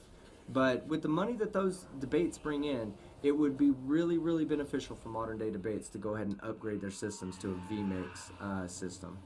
And it's really nothing to argue. There's no point to argue against it. Go ahead, Jared. Yeah, actually, SifeTK even asked, what about mobile users that don't have a computer mic at the moment? You can still join in as long as you're on a smartphone with a browser. It'll hook up like anything else. I've actually done it before There was a I forget which appearance it was when I was went on to non-sec before that whole shenanigans, but I joined from my phone, and it was just as seamless and simple as here. So OBS being open source is why it's free, because people can do devs for it and actually help increase it. But at the same time, that does lend to some instability, which is what some of us have been noticing over the last month or so. Radical says, is Team Skeptic really comparing a paid program to an open source program? Well, see, the open source program is great for people that are just need open source technology, something that's free, that somebody is, maybe that might be somebody's life work, but they're not really getting paid for it. You know what I'm saying? They're really just doing that as a service to other people like themselves, like gamers or streamers, or like people like me that do podcasts and whatnot. But for James, where he's actually making money off of that, off of those debates, and making good money too, I think that he should invest that in himself. I think if he invested it in himself, you guys as an audience would notice the difference. Go back and watch. Look, dude, here's what you should do. Go watch fucking 5 minutes of the debate last night, and then go run over to the Non Sequitur show and go watch maybe 3 months back, or 3 months back from when everything fell apart. Just watch 5 minutes of a show that Bullionator produced off of vMix. You will notice the immediate difference in quality of production. Immediate difference. And that's the only thing. I think he should just upgrade his system for that. But Flurf Herder is also a new member. Thank you very much, Flurf Herder. I do truly appreciate it. Let me get to the proper place where I can send a proper fucking emoji fucking bomb. Dingers, Mankini, Meat Tube, wrong order, whatever. Nathan in jail. Does the order even matter at this point? It doesn't. As long as my Meat Tube gets out there and whips around, that's all I really care about. There you go. And then Brian Stevens says, "What is good about vMix?" Well, vMix is just basically an all-in-one. Let me show you something, guys, real quick. I want to show you how vMix is stored for something. Give me 1 second. I'm gonna just give you a live demonstration. So vMix can pay me later, right? I'm about to promote their stuff. Hey, Sean, how you doing tonight, sir? All right, good shit, Sean. Good shit, Sean. No, okay, so here is my vMix setup, okay? This is my vMix setup. These are all my different scenes I can make. So like here, I have this scene right here, and I can just jump over just so you can see. I'll jump back and forth between the two. But this is like our call center, or our screen that has we just introduce a caller here, introduce a caller here. We have banners. All this is like completely... I can just jump from one to the next. Like I can go from here to directly to that. Jump over to my logo. To stay on topic, yes, it's good shit. I would have answered when you actually asked, but somebody else is streaming in the same end. Is someone else's what? Somebody else is streaming in the same room that I'm in. Oh. So I had to have it muted. Your voice is extremely low. Did you drop your mic? Much lower than it normally is. You're pulling a Craig. Yeah, you're talking. Hold on. Oh, I can't do it. I can't get to. I'm not routing it that way. You're talking like this, Sean. Super deep. But Flurf Herder, yes, thank you for becoming a new member. I do truly appreciate it. NA for $6.66 for whistling lessons. Hail Satan. Yes, whistling lessons aren't going to help me. And even if they could, NA, I would have to go to a specialist. $6.66 ain't going to get me, but just in the fucking waiting room of the specialist. Muskegon for $5. Before you and FTFE do this again, you need to research social Darwinism and race as a biological term. Yeah, I will. I'll look into that, Muskegon. I knew that there was some things involved in race regarding Darwin's beliefs, but I don't think they applied. I didn't think they applied to to the actual debate itself. They didn't. Go ahead. That part of Darwin's postulate really didn't persist with the core bit of it. So that's where when any time a creationist wants to point towards Darwinian evolution, is really base level, is really simplistic, because most of them haven't even gotten beyond that. Yeah. All right. Let's see. But yes, Muskegon, thank you very much. I will, because I do want to become more educated in these topics. So thank you very much. JL Warren for $4.99. You and Fight were like a classic WWF tag team. Excellent work. That's how we wanted the intro to be. WWF tag team. FTTS tag team. Fight the tight shirt. You know what I'm saying? Fight the team skeptic. Fight the tight shirt. So do I still sound like a demon? Well, Nope, yes, but not a demon's demon. Well, to rate your debate, since I missed like the first 48 minutes of this, I'm going to give it a 5 because I'm not sure how it would have stacked against the debate that I was supposed to have yesterday.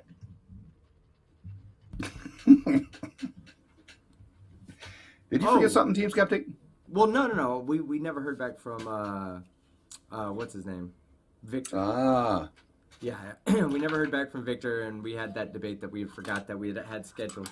But I challenged Hip Hop Hippie to come in tonight. If you guys see him in the chat, don't block him. Make sure I know. I'll bring him in here and school his dumb ass real quick. But yeah, so if we didn't have a debate that we missed to rate it against, what would you have rated it? Did you think I did pretty good? Again, I've got nothing to rate it against other than previous debates.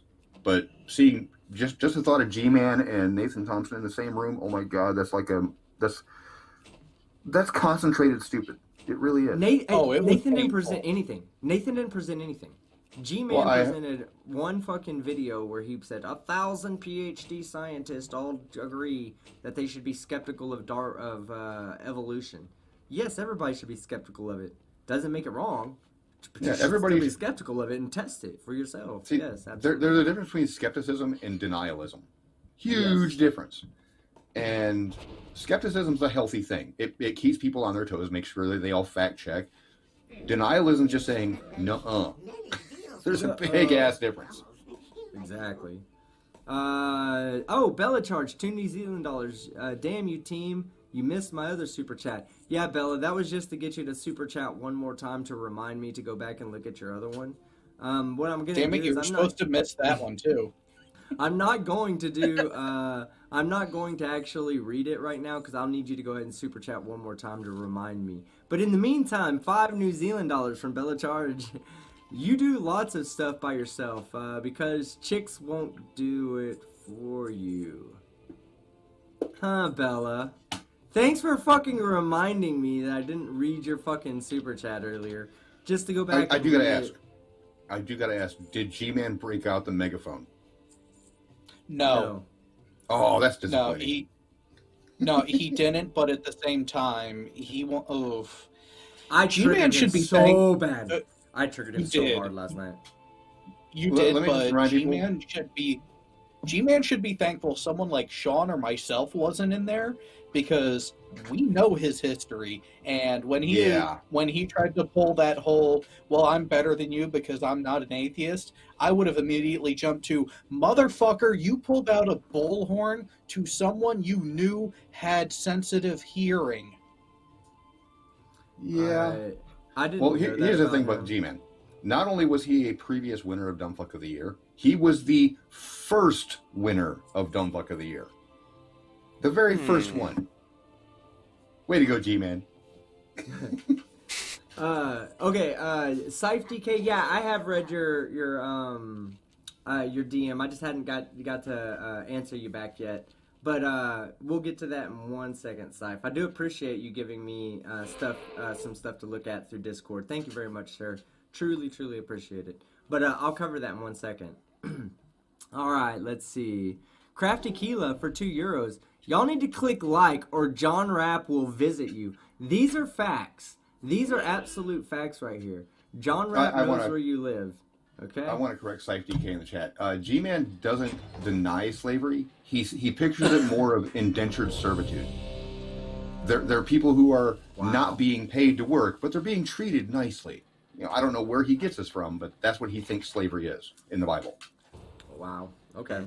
Sure. See, this is the problem with knowing your history there, G-Man.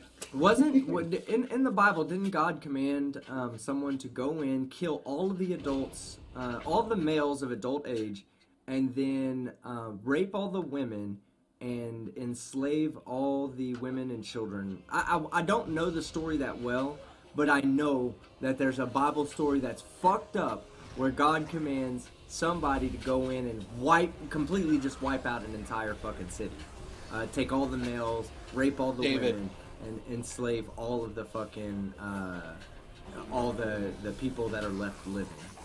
What were you going to say?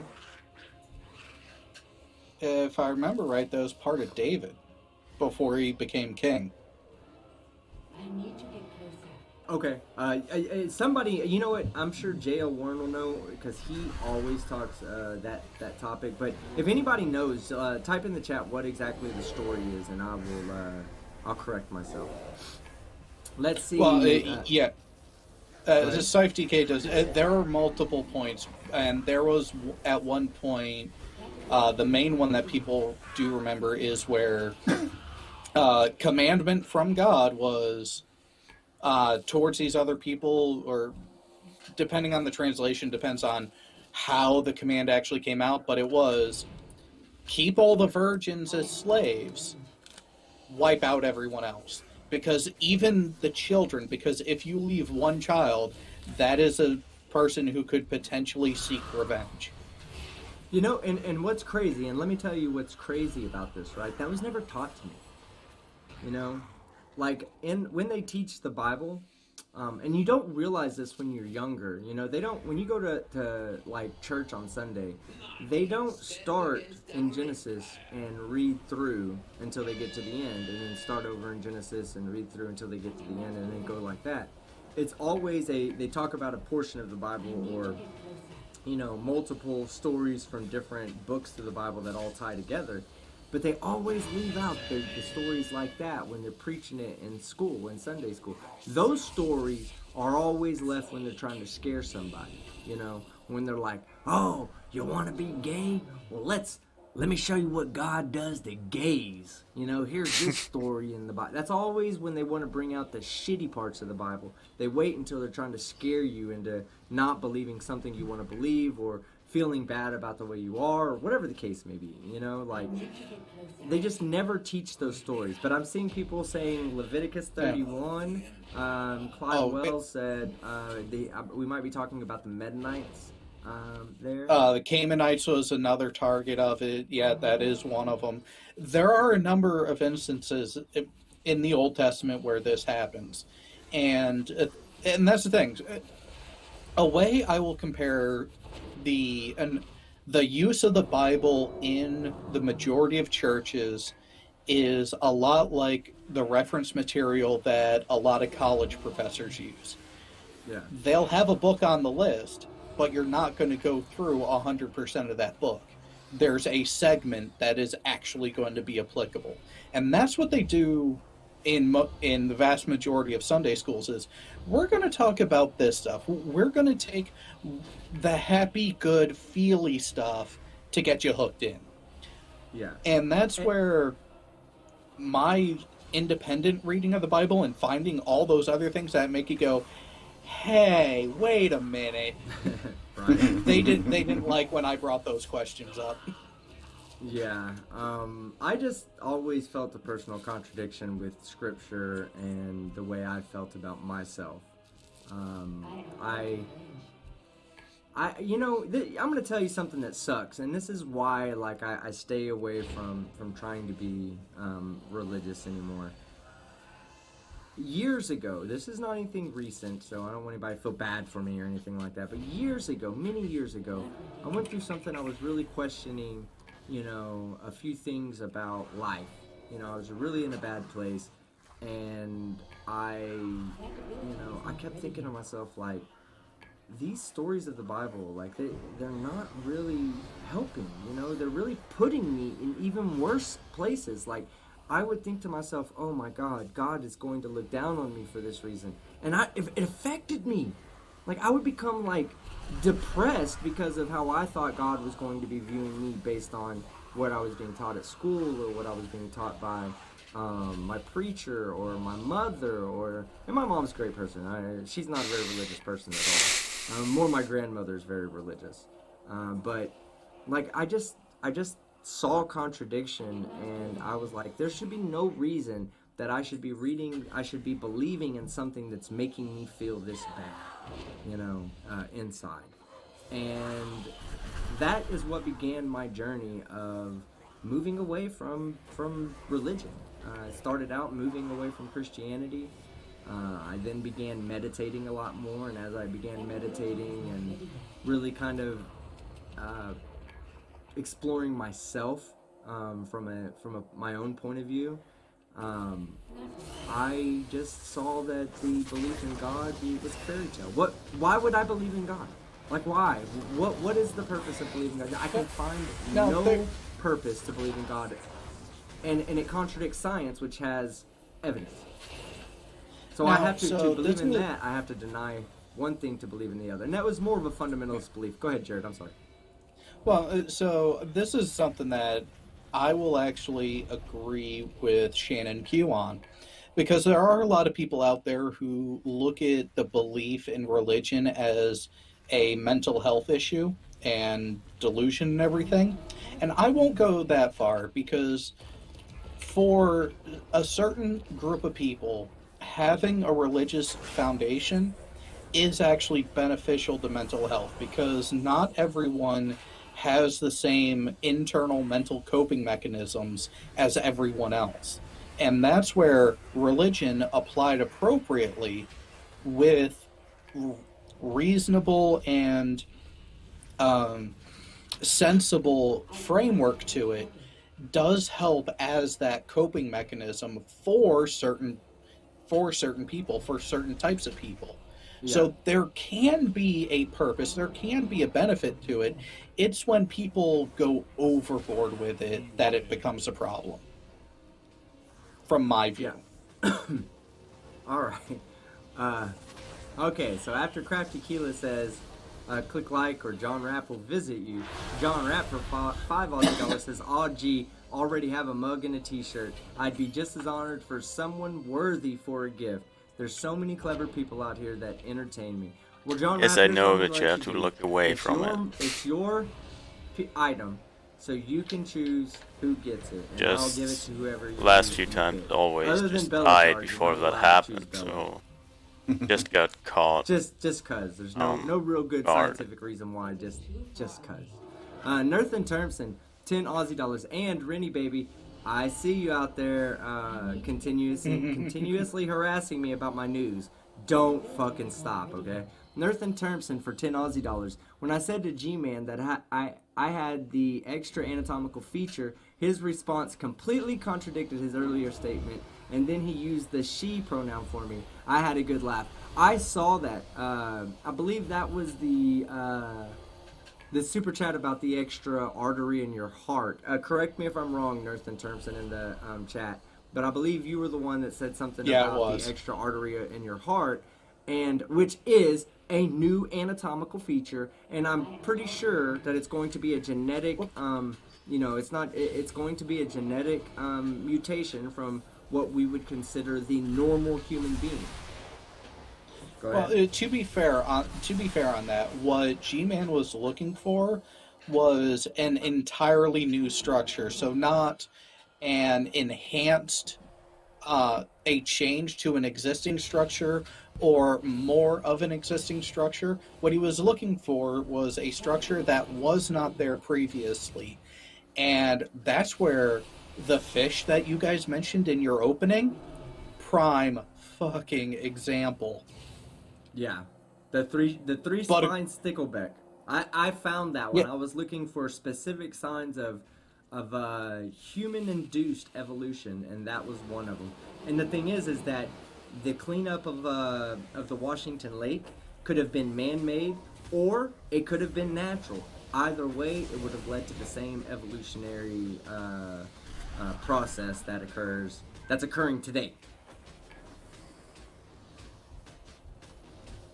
Oh, Nathan Termson. No, I understand. G-Man mangled his question multiple times, but what he was driving at was that whole thing of something that wasn't there previously. So not more veins than previous. Yeah. He wanted completely different structure. What he wants to see is an artery becoming a non-artery, I guess. Or no. What it was like with the fish. It was the emergence of the armored scales that were not there previously. Yes. That is exactly what he was looking for, but because he paid fuck all attention to the opening, he didn't realize that, wait, that was presented in the opening. And let me speak on that for one moment, because this is a great. We didn't bring up the fossil record for reasons that we knew what Nathan's approach is towards science, of the past, and that is an investigation of millions of years of whale fossils to watch the nostril go up the head. This is just something we see. It's like we look in the fossils and we go, oh look, we have two whale fossils. They're located in two different layers. One, the layer that's older has the nostril a little closer to the front, and has legs and feet and all these other features that the whale doesn't have today. And then as you look into the newer layers, you see the nostril move up a little bit. And then you go a little bit higher, you see it move up a little bit. And then you get to where we are today, and it's on the top of the head. It's almost as if the natural process of evolving had pushed the nostril into a better position for the whale to survive. Instead of being at the front so the whale has to swim a certain way, it's on the top of his head so he can go up and dip the top of his head out, take a breath, and go back underwater. It's an evolutionary advantage that was naturally selected by the pressures of the environment, which was moving from land into water. And the scales on the three-spined stickleback is a modern-day analogous example of that. The scales that are on the stickleback, the selection process selected for fish that didn't put so much energy into the production of the scales. That energy was used for some other biological process, whether it was mating or finding food or whatever the case may be. When the water cleared up, what happened? Well, we changed the selector. We changed the pressure. Now the fish could be seen easier. So now they needed more protection. So now the fish with the less protection are the ones that are getting killed off, and the ones that have more protection are the ones that are breeding. And the ones that are breeding from that new selection, or that new grouping of three-spined sticklebacks that have more plating, well, they're going to have a select amount that are genetically different than the other ones, little bitty mutations that give them more scales than even the ones that have more scales. And then those will be selected for, all the way up to where we're at today, where I believe it's like 49 or 59% of all the three-spined sticklebacks in that lake are fully plated. Whereas before it was like 10%, because the armor plating was a consumption of energy that gave them no benefit to reproduction. Yeah, no benefit to reproduction or survival for reproduction. So, but yeah, that's why we picked these. We knew what their arguments were going to be, and we were like, okay, so let's pick things that are directly going to counter their arguments. Nerd Angle for $1.99, and this was good. This one was good because I was aware of this one, but I forgot to bring it up. And I had no intentions of bringing it up because I'm still not 100% on the science behind it, but I was definitely aware of it, and I'm going to try to do my best to explain it. It's ERVs, and without looking it up, I believe an ERV is an endogenous retrovirus, and what it is it's retroviruses that you can see, that retroviral DNA that is in our genome that we share with other animals. So that means that the retroviral DNA had to be implanted in the DNA before there was a split from a common ancestor, so that we both retained the DNA from the common ancestor, which retained the endogenous retrovirus. Now, Nerd Angle, tag me in the chat. Okay, did I get that right? And if you guys know what ERVs are or have any information you want to put on that, by all means, Sean, Jared. That's about how I would explain it because that's my very high level understanding of it. I'm an engineering guy, not a biology guy. But I when was you look, aware. but I was there's aware enough. of Yeah. ERVs, but I did not want to bring up science that I was not fully that I didn't fully understand, and that's one that Yeah. while we were doing Well, our research, I just wanted to stay away from that topic for the time being until I could learn a little bit more.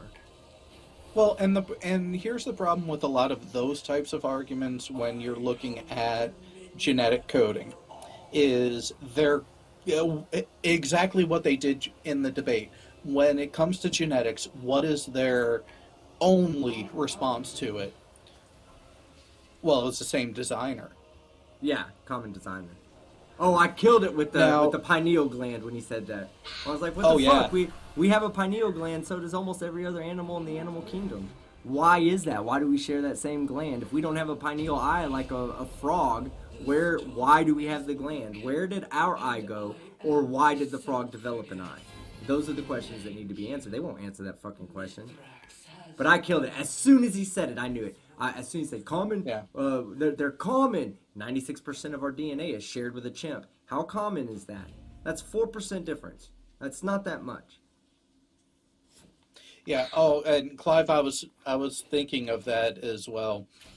The other facet to ERVs, why they are such a good counter to creationism and creationists, is it's not just that the coding sequences are there, they're in the same location.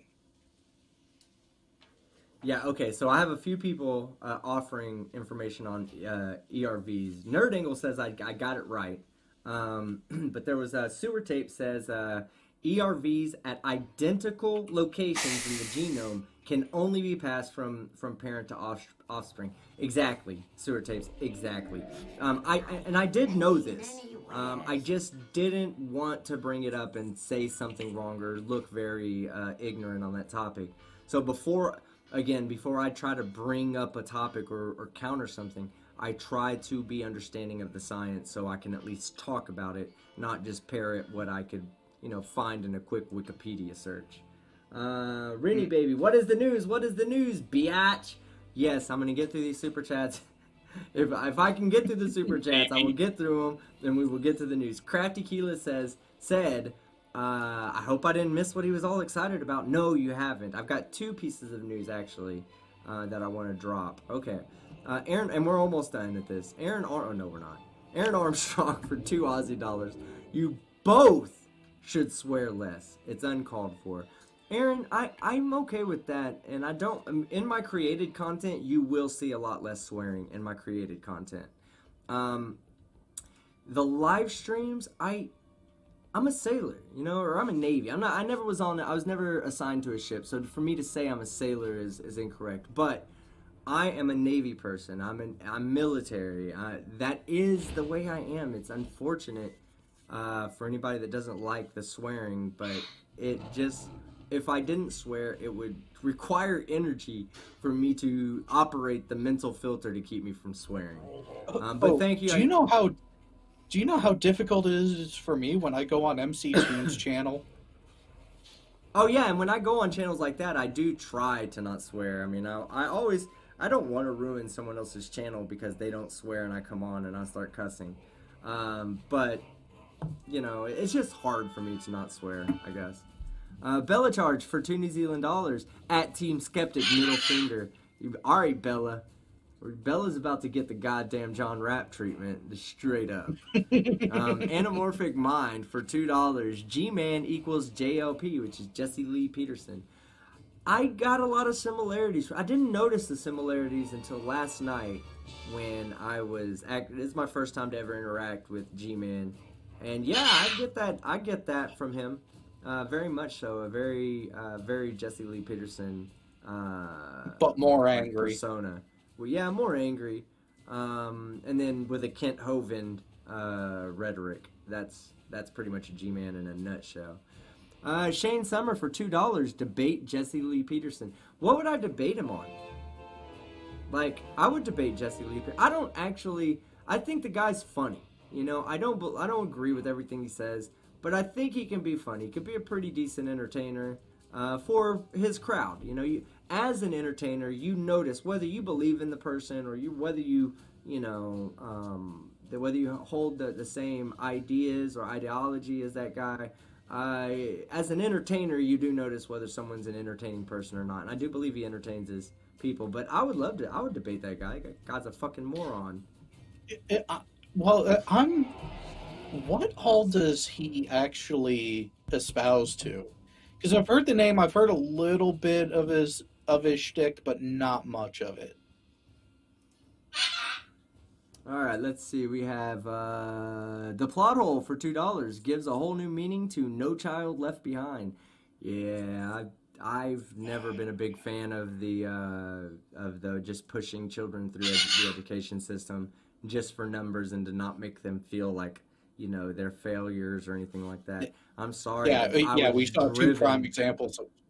Yes, and as a kid, I was driven by not wanting to be a failure to be successful. So, yeah, it sucks, man. The No Child Left Behind. What was that? Barbara? It was either Barbara Bush or Nancy Reagan that put, or was it Obama? Was it Michelle Obama that pushed that through? I think it was Bush. I think it was Bush's wife. The No Child Left Behind really has a long and interesting history because the first inklings of it did start with Reagan, but the actual No Child Left Behind name to a statute, to a piece of legislation, was not until Obama, but that mentality had been there since the 80s. It actually got passed through Congress in 2001 with George W. Bush. With Bush? So yeah, he's the one that actually signed it into law. So Professor Phil Bell. Presidents before that tried to get it passed, but George Bush was the first one to actually get it passed into law. Professor Phil Bell, I don't know where the fuck this is coming from, but you people need to stop acting like you have the truth. You don't. What do you mean by you people, Professor Phil Bell? I mean, be more explanatory. Are you like some kind of fucking better person than all of us? Maybe you don't hold on. Maybe you don't fucking pay attention, but I consistently say that science doesn't prove anything. So, you people, yeah, fucking, you should eat them fucking words, dude. You people need to quit acting like you're better than all of us. How about that? You people, talking about you, Professor Phil Bell. Alright, sorry, don't mean to fucking thing. I just can't, I hate when a motherfucker comes in and starts trying to act pretentious, like there's some sort of fucking almighty better than everything fucking person. Sorry, Phil Bell, no, there is, I've been consistent with that. Logic and math, that's the only place you're gonna find truth. You disprove things, you disprove bad ideas. In science, science is not responsible for proving good ideas. But thank you for your very stupid comment. Okay. Let's see. Crafted Keela for €2. Did I miss what team was so excited about earlier? No, you didn't, Crafty. I will get to that in a moment. Glass Monster for $2 Canadian. Nathan Terpson versus Nathan Thompson. Must battle. Yeah, I think a three-way battle. Nathan Terpson versus Nathan Thompson versus Tom Nathanson. You've seen that, right, Jared? The Tom Nathanson? That shit's fun. All right, John Rapp for $2 Aussie dollars. This was tough. Crafty Keela has been deemed worthy. Yes, she is worthy. And so is Professor Phil Bell, by the way. He's a good content creator. You guys should go check him out. But there is no need for that pretentiousness, sir. All right, and you can still keep your moderator too. If I went off on you unnecessarily, my bad. But I can't stand when people come in there and say shit like that. And other people have said shit like that to me, and they still have their moderator badge, and they're still out there too. So, all right, Red Cosmos Devil for $2. If you can time travel, when and where would you go? Huh? My answer would. Or only. My answer would. Well, time travel, I would assume would be only backwards because forward time travel would be like really, really weird. it'd lead to all kinds of issues. Backwards, it would depend on if I could take things with me. Yeah. You know, I would probably go back if I could make a change in history. I'd go back and invest in Google. That's what I would do. Day one, I'd be putting in fucking $10,000 into Google, and I'd be a billionaire right now. No, Apple. Either one, Apple, Google. Apple, be an early yeah. investor in Apple. Yeah, because you would have had more time to make money. Yeah, Apple, exactly. No, or IBM. Well, even going back for even going more basic than that, just go back to the garage where Steve Jobs and Bill Gates and what's the other guy? Wazowski or something like that. Wojciechowski. Yeah, him. When they're all in their garage, setting up, MS DOS, just go back there and say, it would be nice, a point-and-click interface. Here's some money. Right. Right. I'm trying to remember that story. I think I'm trying to remember the story of when they introduced the Apple. It was the Apple Macintosh. That introduced the Macintosh. Yeah, it was like completely stupid. I thought his name was late Wozniak. 70s or early 80s was when the first Macintosh came out. Yeah, Wozniak. Yeah. Yeah, see, I'm right. Fuck you. I'm sorry about that, Mr. Wozniak. Stupid idiot. Fake nerd. I'm just horrible with names, especially really, really odd names. Let me clear something up. And no, he's shitting on other country names, like countries, like foreign names. Oh my god. And it hit me and it rubbed off the wrong way. I'm already a little hyped from last night. Ignore me and my anger right now. But I do, your position that you just said right now, I truly, truly, truly believe in that position. And oh no, Night Fox, your message got deleted, Night Fox, by John Rapp. I'm sure. Hey, Night Fox, your super chat got deleted by John Rapp. A lot of time that's an accident. Oh, you're getting the middle finger, John Rapp. And Night Fox, if you will, I was getting to your message next. If you'll resend that message to me as a normal chat, I'll go ahead and read it. Just tag me or tag AT2, and I will read it out. He just got hidden by John Rapp. Let me. Whoa. Yeah, okay, what's the story there? That might not be an accident if he deleted it and then hit him. No, Night Fox has been around for a while. I don't think that that would be intentional, because he hadn't also commented in a long time. So I'm thinking John Rapp's phone is probably stuck on one part of the screen in his shirt pocket, hitting the nipple. But I hit him.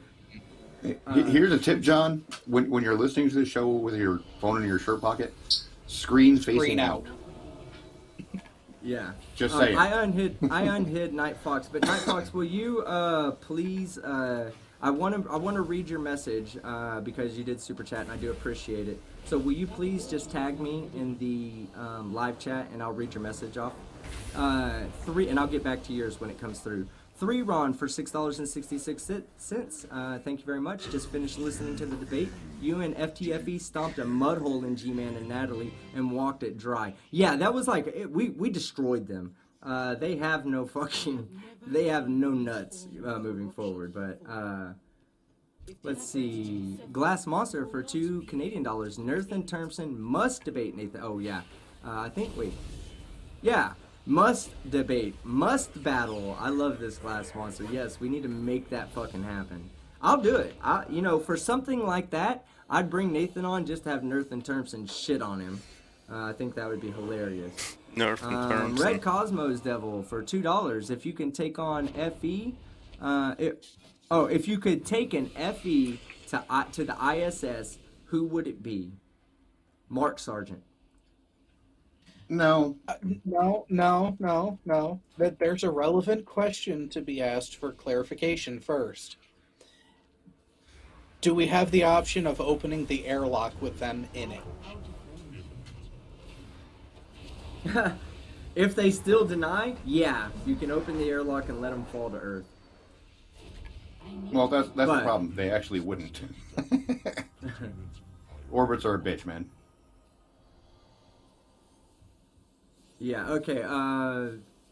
Let me give me 1 second. I was just taking care of something in the chat.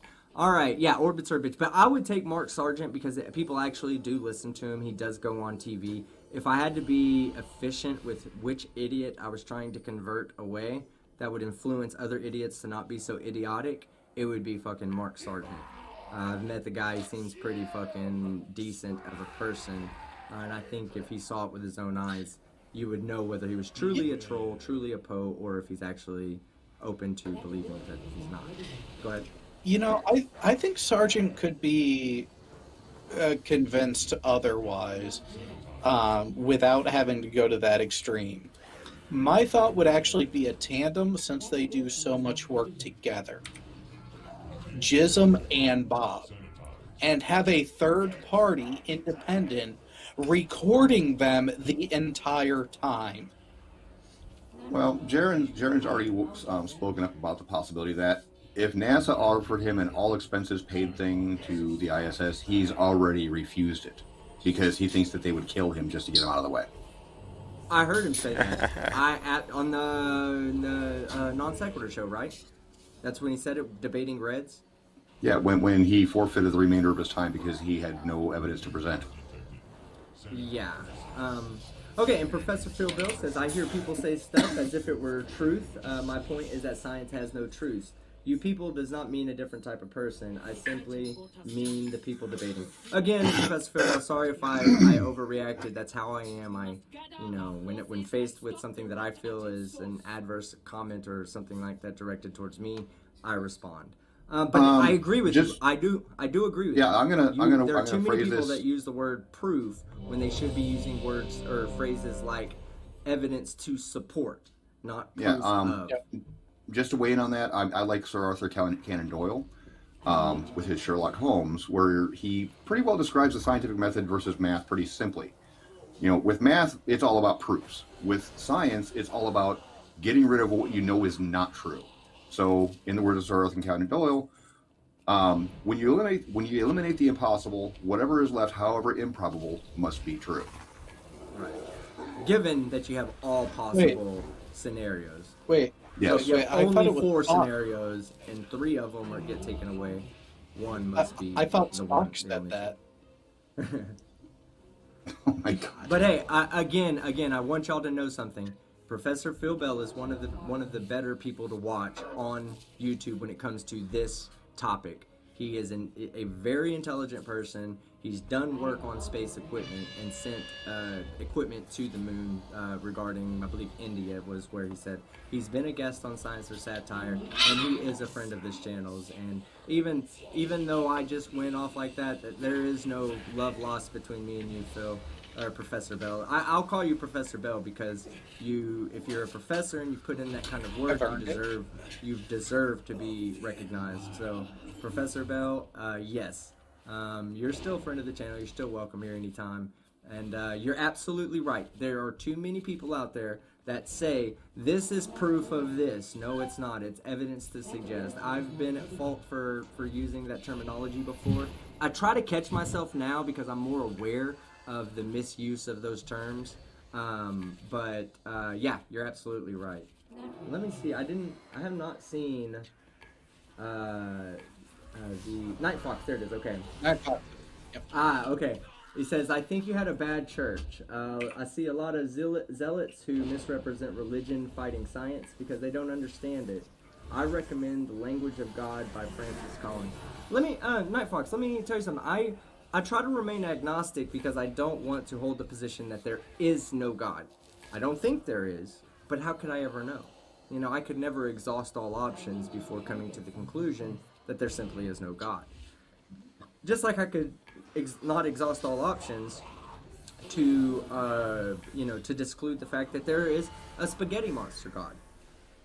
There's simply no, it's just a spaghetti monster. It's not a god. At one time, how flying do you know spaghetti that monster. God Flying spaghetti. didn't put that thought in their head. You know, Don't call it a god, for fuck's sake. Of logical problems you come when you say, I'm going to prove or disprove something like God that can hide in, whatever space you want to create in your head. You know, oh, he has a point between points in space-time where he can just hide out so we don't see him. Oh, he's omniscient, he's everywhere. Oh, this, oh, that. I think that I would not be surprised How exactly does if we ever found evidence essence that font there work? was some sort of creation process, but I wouldn't think of it as a god. I would think of it as a us just being a much smaller being that's being cultivated the same way we cultivate bacteria in petri dishes. Should I ever find out that that's the case, I'd be okay to accept that. That's just another being that would be the same thing as us doing it to bacteria. But I don't think that there's a god in the sense of supernatural. You know, like I don't think that they're watching and listening and they're here and they can see and hear my thoughts and what I watch on fucking, you know, on YouTube and Pornhub or whatever. Jukin said in the chat something that does need to be clarified and corrected. Atheism is not really a claim. Yes, it is. It is the antithesis of the theism claim. Both are knowledge claims, which is where if you're making no claim, you are an agnostic. You are not an atheist. Yeah. I am what they... Okay, so I watched a video where they really broke down the different types of claims that people are known for having. There's hard theism. There's hard atheism. Okay, those are the completely positive claims that either a god exists or no gods exist, you know. Then you have agnostic theism, which is the claim that I don't believe a god exists, or I don't know if a god exists, but I believe a god exists. You know, I'm not going to go off of those. I am unaware. I can accept that fact. I scammed but I 72 still gold out of believe him. that given enough time, someone will find evidence of a creator. Then you have your hard agnostics, which are just, I don't know, I don't care. At least they got doesn't bother me. A little lot of bit times gold those out people of are it. classified as atheists, but they don't hold the atheistic position that atheism dictates. Then you have the atheist or the agnostic atheist, which is what I feel like I would be classified as. That's somebody who doesn't know whether there's a God or not. But if you ask me to put my life on it, I would put my life that there is no God. So I don't think there's a God, but I still accept the fact that I'm in no position to know whether or not there is a God or is not a God. And I could be wrong. You know, I don't really get into the defining of theism, agnosticism, and atheism. I just, according to a video I saw where I felt like it gave the best definitions of what religious beliefs, how religious beliefs are classified, I felt like I fit into the agnostic atheist, where I don't know if there's a God, but I also don't believe there's a God. I don't think there's a God. Care to chime in? To be clear with everyone where I'm coming from the actual philosophical standpoint, not the colloquial. Meaning? The academic usages and normative usage of the terms, not the everyday language, not the layman language. Why did that get removed? What happened? Earth never spinning water ball in a vacuum. He said, check out Glowbusters and WikiWiki for more accurate info on the land we live on, and somebody removed it. Yeah, don't remove those types of comments, guys. There's no need for that. Only hateful shit. My channel is really like a no hate involved. Ash did it as listing it as advertising for other channels. Oh, okay. Well, I can see that then. Yeah, but at the same time, like I really don't mind stuff like that. Please go over there and look at the fucking idiots say their idiotic shit. Please do. You'll have a great laugh. I always do. Whenever I'm feeling down about myself, you know what I go do? I go watch a Glowbusters video because then I'm like, at least I'm not that fucking stupid. The Athens 619 for $5. G-Man wants to take the moral high ground when he docks Red's ex and a few others and threatened them with a sledgehammer. I will be meeting Reds on the 27th. That's awesome, Athens. I'm glad you're getting a chance to meet up with Reds. I've said it several times. The time when I met up with you, it was fucking amazing, and I'm glad you were able to drive like 3 hours up to come watch me debate Nathan Thompson. Watch him fucking... Athens, I'll just say this. Thick sunglasses that are prescription that is not made for your eyes. I would just go full blackout I told him with sonar. Yeah, I told him blast shield. I told blast shield. Exactly. Put on a fucking blast shield. Solar Irish filter. Demon. Solar filter sunglasses. Oh, look at this Irish Demon. He's $3 Aussie dollars. I asked him earlier if he was just a Irish fucktard in Australia or was he an Aussie fucktard in Ireland. And he happens to be an Irish fucktard in Australia. When I get home to Ireland, free Jameson for you. I take back the fucktard statement. I love Jameson. Now you're a badass. But yeah, I love Jameson. I really do, man. You know what, Irish? One day we're going to have a Jameson fucking conversation. We'll both take a couple of shots of Jameson while we jump into a private hangout and just talk shit with each other. Rampant, I lost the debate. Was it a dumpster fire? Yes, it was a dumpster fire from the moment he called me a racist in the pre-show. And I commented in the thing, holy fuck, this is about to go fucking down right now. Rampant for 1,000 claps. Same one with the last one, 1,000 claps. In the Flurf community, who do you think is a Poe? Orphan Red. Orphan Red, 100%. I think the shorter list would be who's not a Poe. Agreed. I've been dealing with this for 5 years now, and the vast majority of Flat Earth pushers are clearly Poes. That's why my content has declined so much. Hold on. Anthony Riley, Poe or no? Poe looking for attention. Then why the fuck? Oh well, you say looking for attention. I guess that answers my fucking next question. Yeah. I was gonna say, why the fuck did we vote? Why did he win Dumb Fuck of the Year? But you answered it. He's looking for attention. For him, Dumb Fuck of the Year is a bonus. It's like, I won! After only 8 years, I won. He was incredibly happy that he won until people started to deride him in his own community, and then he tried to deny that he was happy to win it. Hey, Sean, you have to go watch Nathan cry about the memes last night. Because I was going to say, somebody pointed out last night that we had a previous Dumb Fuck of the Year award winner and a future Dumb Fuck of the Year award winner on the stage to debate me and fight at one time. And I was like, oh yeah, that's right. Clive Wells just mentioned Red Poe philosophy. Absolutely. He had an existing channel way before he ever got involved with Flat Earth, but it was starting to stagnate. So he jumped on the Flat Earth bandwagon just to get his views back up. And that's where he stands. He is an absolute Poe. You are correct on that. All right, now here's John Rapp for $5. Everybody get your middle fingers ready. For fuck's sake, have I done it again? It's in a case and should have been screen locked. Can I have a new phone? So sorry to the victim.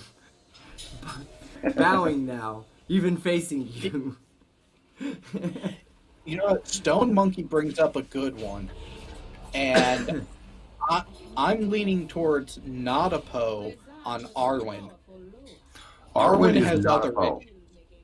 Yes, Arwen has some serious issues going on in his life. And yeah, I'm going to say not a Poe, but I think he's more or less trying to convince himself every chance he can get.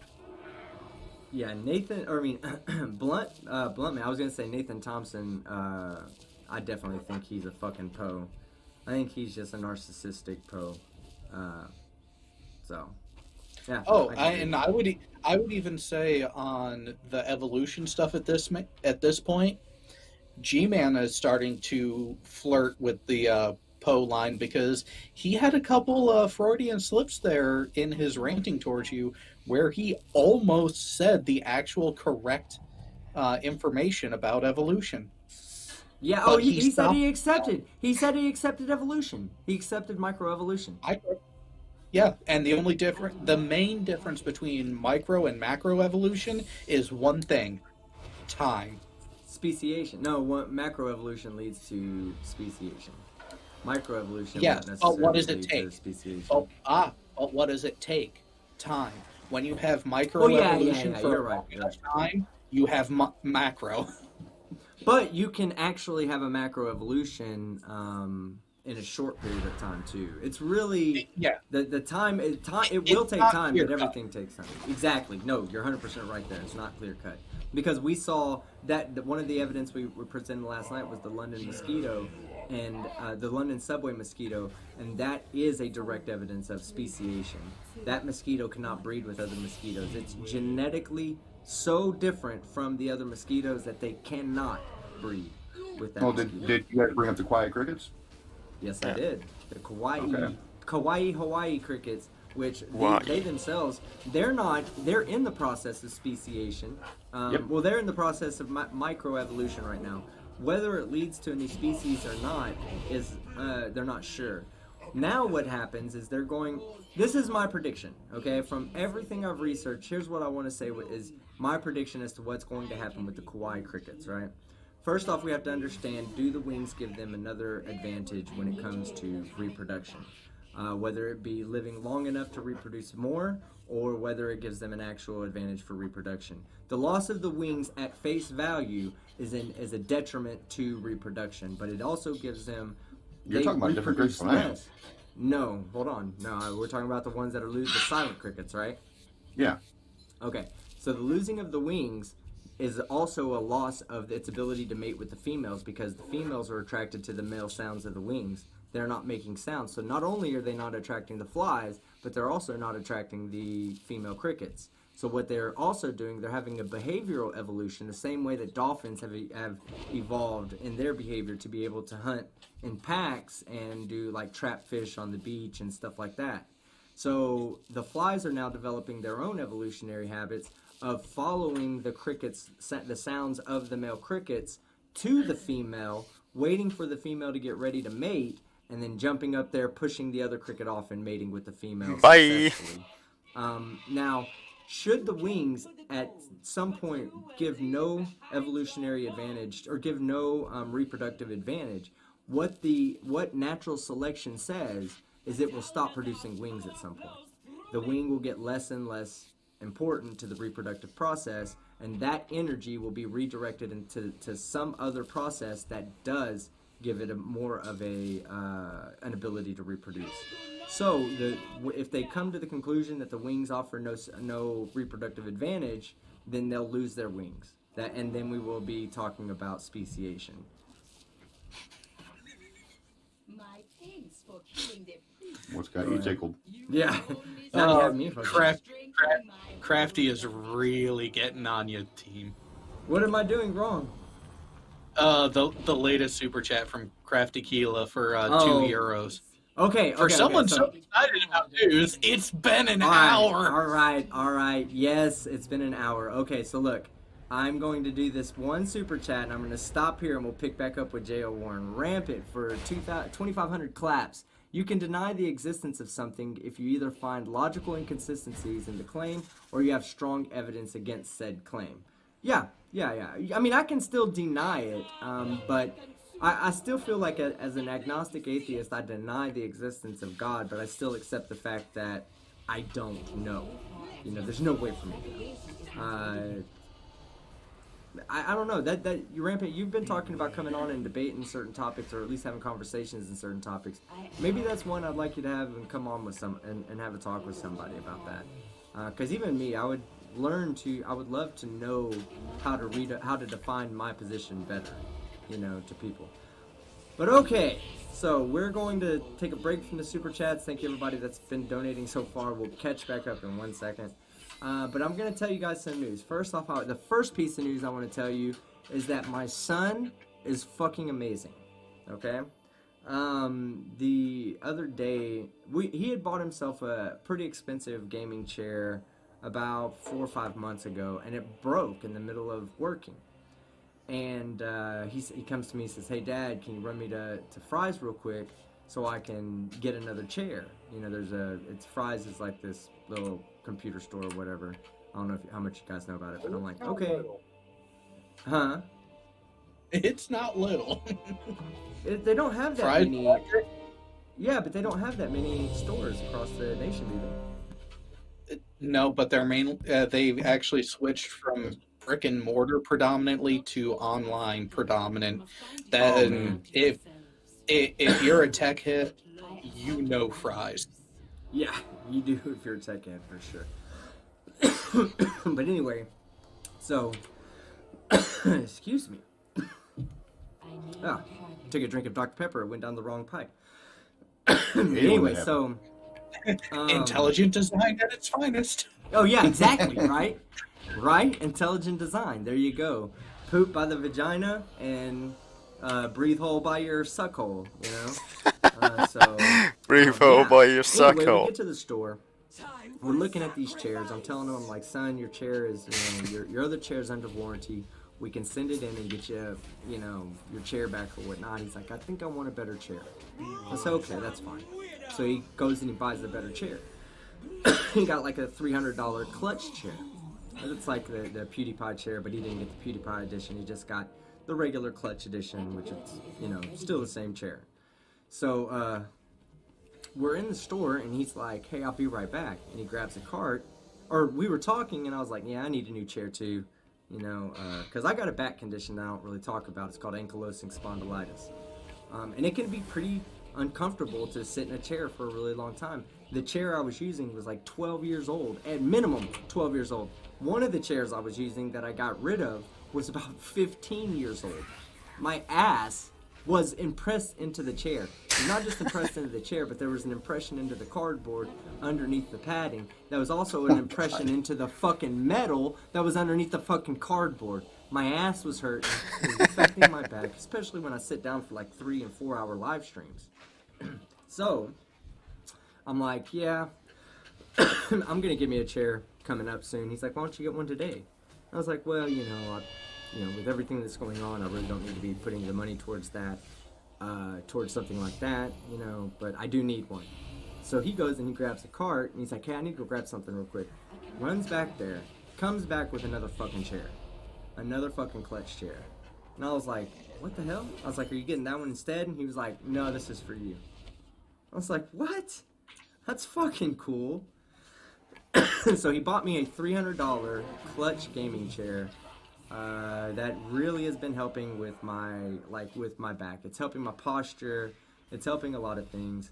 And, you know, I don't think he listens to my streams or watches them later, but just in case in the future he ever goes back and listens to these, I just want you to know, son, that I love you, and you're an amazing kid. I know I told you this earlier, and whatever, you probably believe me. Whether you believe me or not, I don't care. I don't care. Right now, so that the whole world knows, and so that if you ever want to go back one day and find a time when I said that I loved you, I'm not even going to tell you I'm saying this right now. One day you're just going to watch one of my random live streams and you're going to be like, holy fuck, he said all that about me. That's awesome. But I do, son, I love you very much. Now that is one of my good topics of news. Now, the best piece of news that I got was today. My mom called me today, and like literally, as I was waiting for this live stream to start, my mom calls me, and she's like, hey, I knew I was going to get a stimulus check, but I wasn't expecting to, you know. I just don't really apply for stuff like that. I'm not normally that type of person, you know. I don't really go and use the VA doctors a lot. I know it's a burden on the taxpayer, and, you know, I just don't. It's just not in my nature to ask for a handout, to ask for anything at all. But my mom called me today and said, hey, you received a $1,200 check from the government. I was like, what the fuck? Why? And it's a stimulus check. But even though I would normally give that money, well, I wouldn't give it back, you know, I would just not ask for it. Most of the time you have to ask for that money. They don't just send you free money. Most of the time they ask you, or you have to apply for something to get something like that. But it couldn't happen at a better time, guys. Because I was getting, one of the things I've been really, really, really depressed about was that I didn't have my camera yet. With everything that happened with my account getting hacked, which I think I found out the reason why the account is getting hacked. People, moderators, if you see a comment that says wanna be friends, delete that comment. Do not respond to that comment at all. That comment is a catch comment. You will end up getting your account hacked. Probably, yes. How they do it, don't know. They got past my 2-step verification. They got past my unique password. And this has now happened to multiple content creators and larger content creators than me. So absolutely, if anybody comes into the live chat, hey guys, don't you motherfuckers in the live chat, don't start asking want to be friends. Don't do that. But if you see a comment that's left on a video, hey, want to be friends, delete that comment immediately, because that comment is a comment that will get your account hacked, and it's not cool. So I have been wanting to get my camera. With everything that was going on, I was like, I had all the money that I've been saving up for it. I keep all that money separate because I don't like to, you know, when I save up money for something, I try to be, you know, not, I just try to save, you know, I don't try to jump forward and go, yeah, I'm going to make this money eventually, let me go buy this camera now. I just say, I have a goal, I'm going to work towards my goal, and when I accomplish my goal, there's a benefit towards it at the end.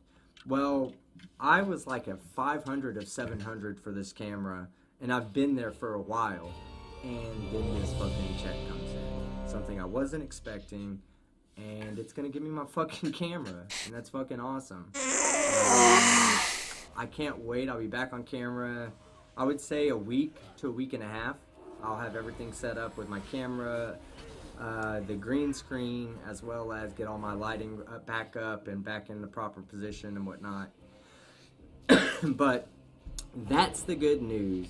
I fucking just can't express to you how fucking excited I am now to finally be able to have the money to buy the camera that I need for my channel. My channel's been, I've been doing everything you see on camera has been done with a fucking webcam. And anybody that's ever tried to record anything can tell you that a webcam is just simply not the way you should be recording your videos.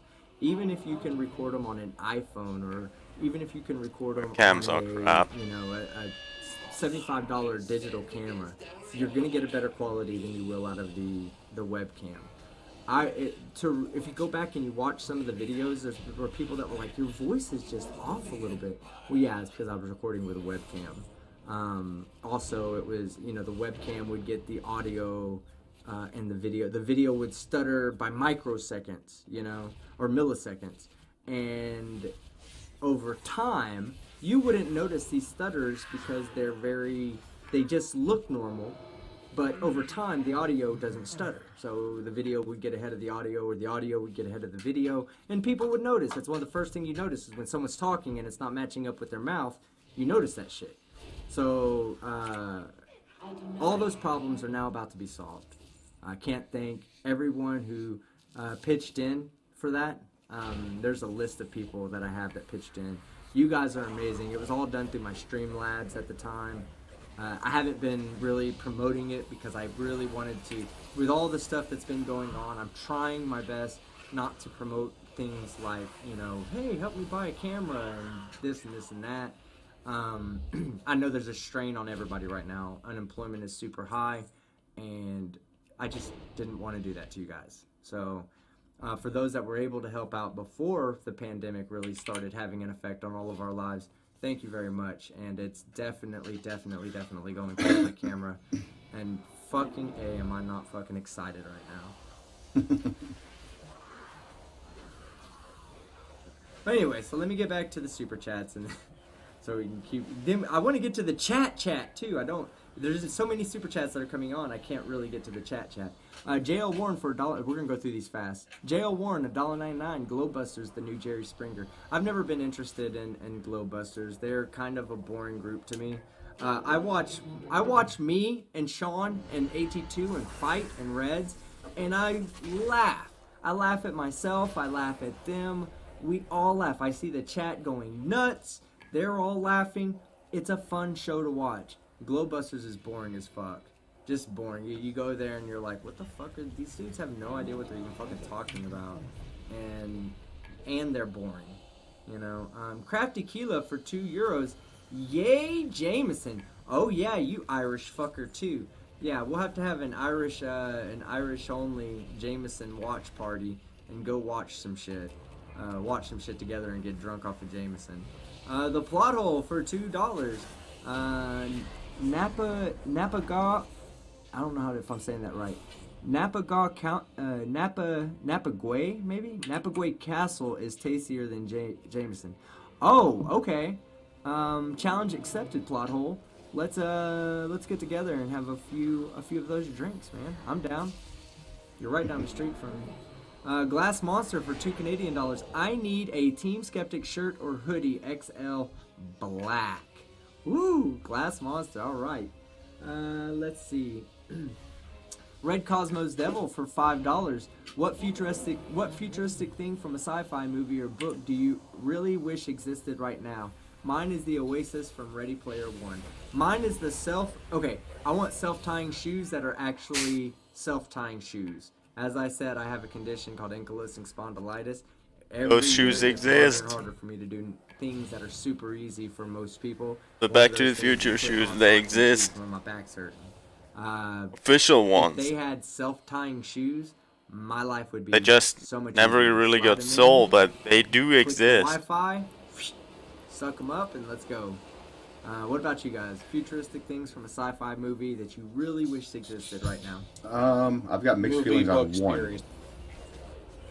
Which one? Doesn't matter. Go ahead, Sean. You first. Mine I've got mixed feelings on because one, it would be absolutely awesome, but two, it would lead to social collapse. The holodeck. Oh yeah. See, mine is associated with that, but different. And I think there would be not necessarily societal collapse, but a huge societal shift. And I actually think it could be a good thing. Mine is the replicator. That's my second choice, but I think that the holodeck would have more benefits, along with destroying society as we know it. Getting rid of the need, the whole limited resource aspect. Oh well, there's where you're mistaken, because the holodecks work by replicating organic matter into other things. So you still need a food supply, or at least you need some kind of organic material to transport or send through the transporter buffer and send it out as something different. That's how a replicator is supposed to work. The replicators, it takes any matter and reorganizes it because it goes to the subatomic level. But we still have a limit on resources. It's just we have a vastly larger resource pool, but we still have a limited supply. So it delays the inevitable. Alright, the plot hole before we get to you, Jared, just to correct myself on the pronunciation, it's Napoga Castle is the name of the whiskey. I want to try it, and I love whiskey. I've told this story before. I used to fucking hate Jameson, and I'll tell you why. Jameson is damn near the only whiskey that can make my face scrunch up, right? Like, it's fucking strong. You can light your breath on fire. It's fucking nice, right? I used to hate that shit. Nice. My cousin, there was a time when I started my own, when I started my small business, I really told myself I'm not going out for an entire year. I'm not even going to talk to anybody for an entire year. I'm going to focus on only one thing, growing my business. My cousin would call me and say, hey man, you want to go out? And I'm like, I don't have the money. I'm not spending money. I don't have it. And he's like, okay, I'll pay for everything. Now, how can you turn your cousin down? And he's like, I'll pay for all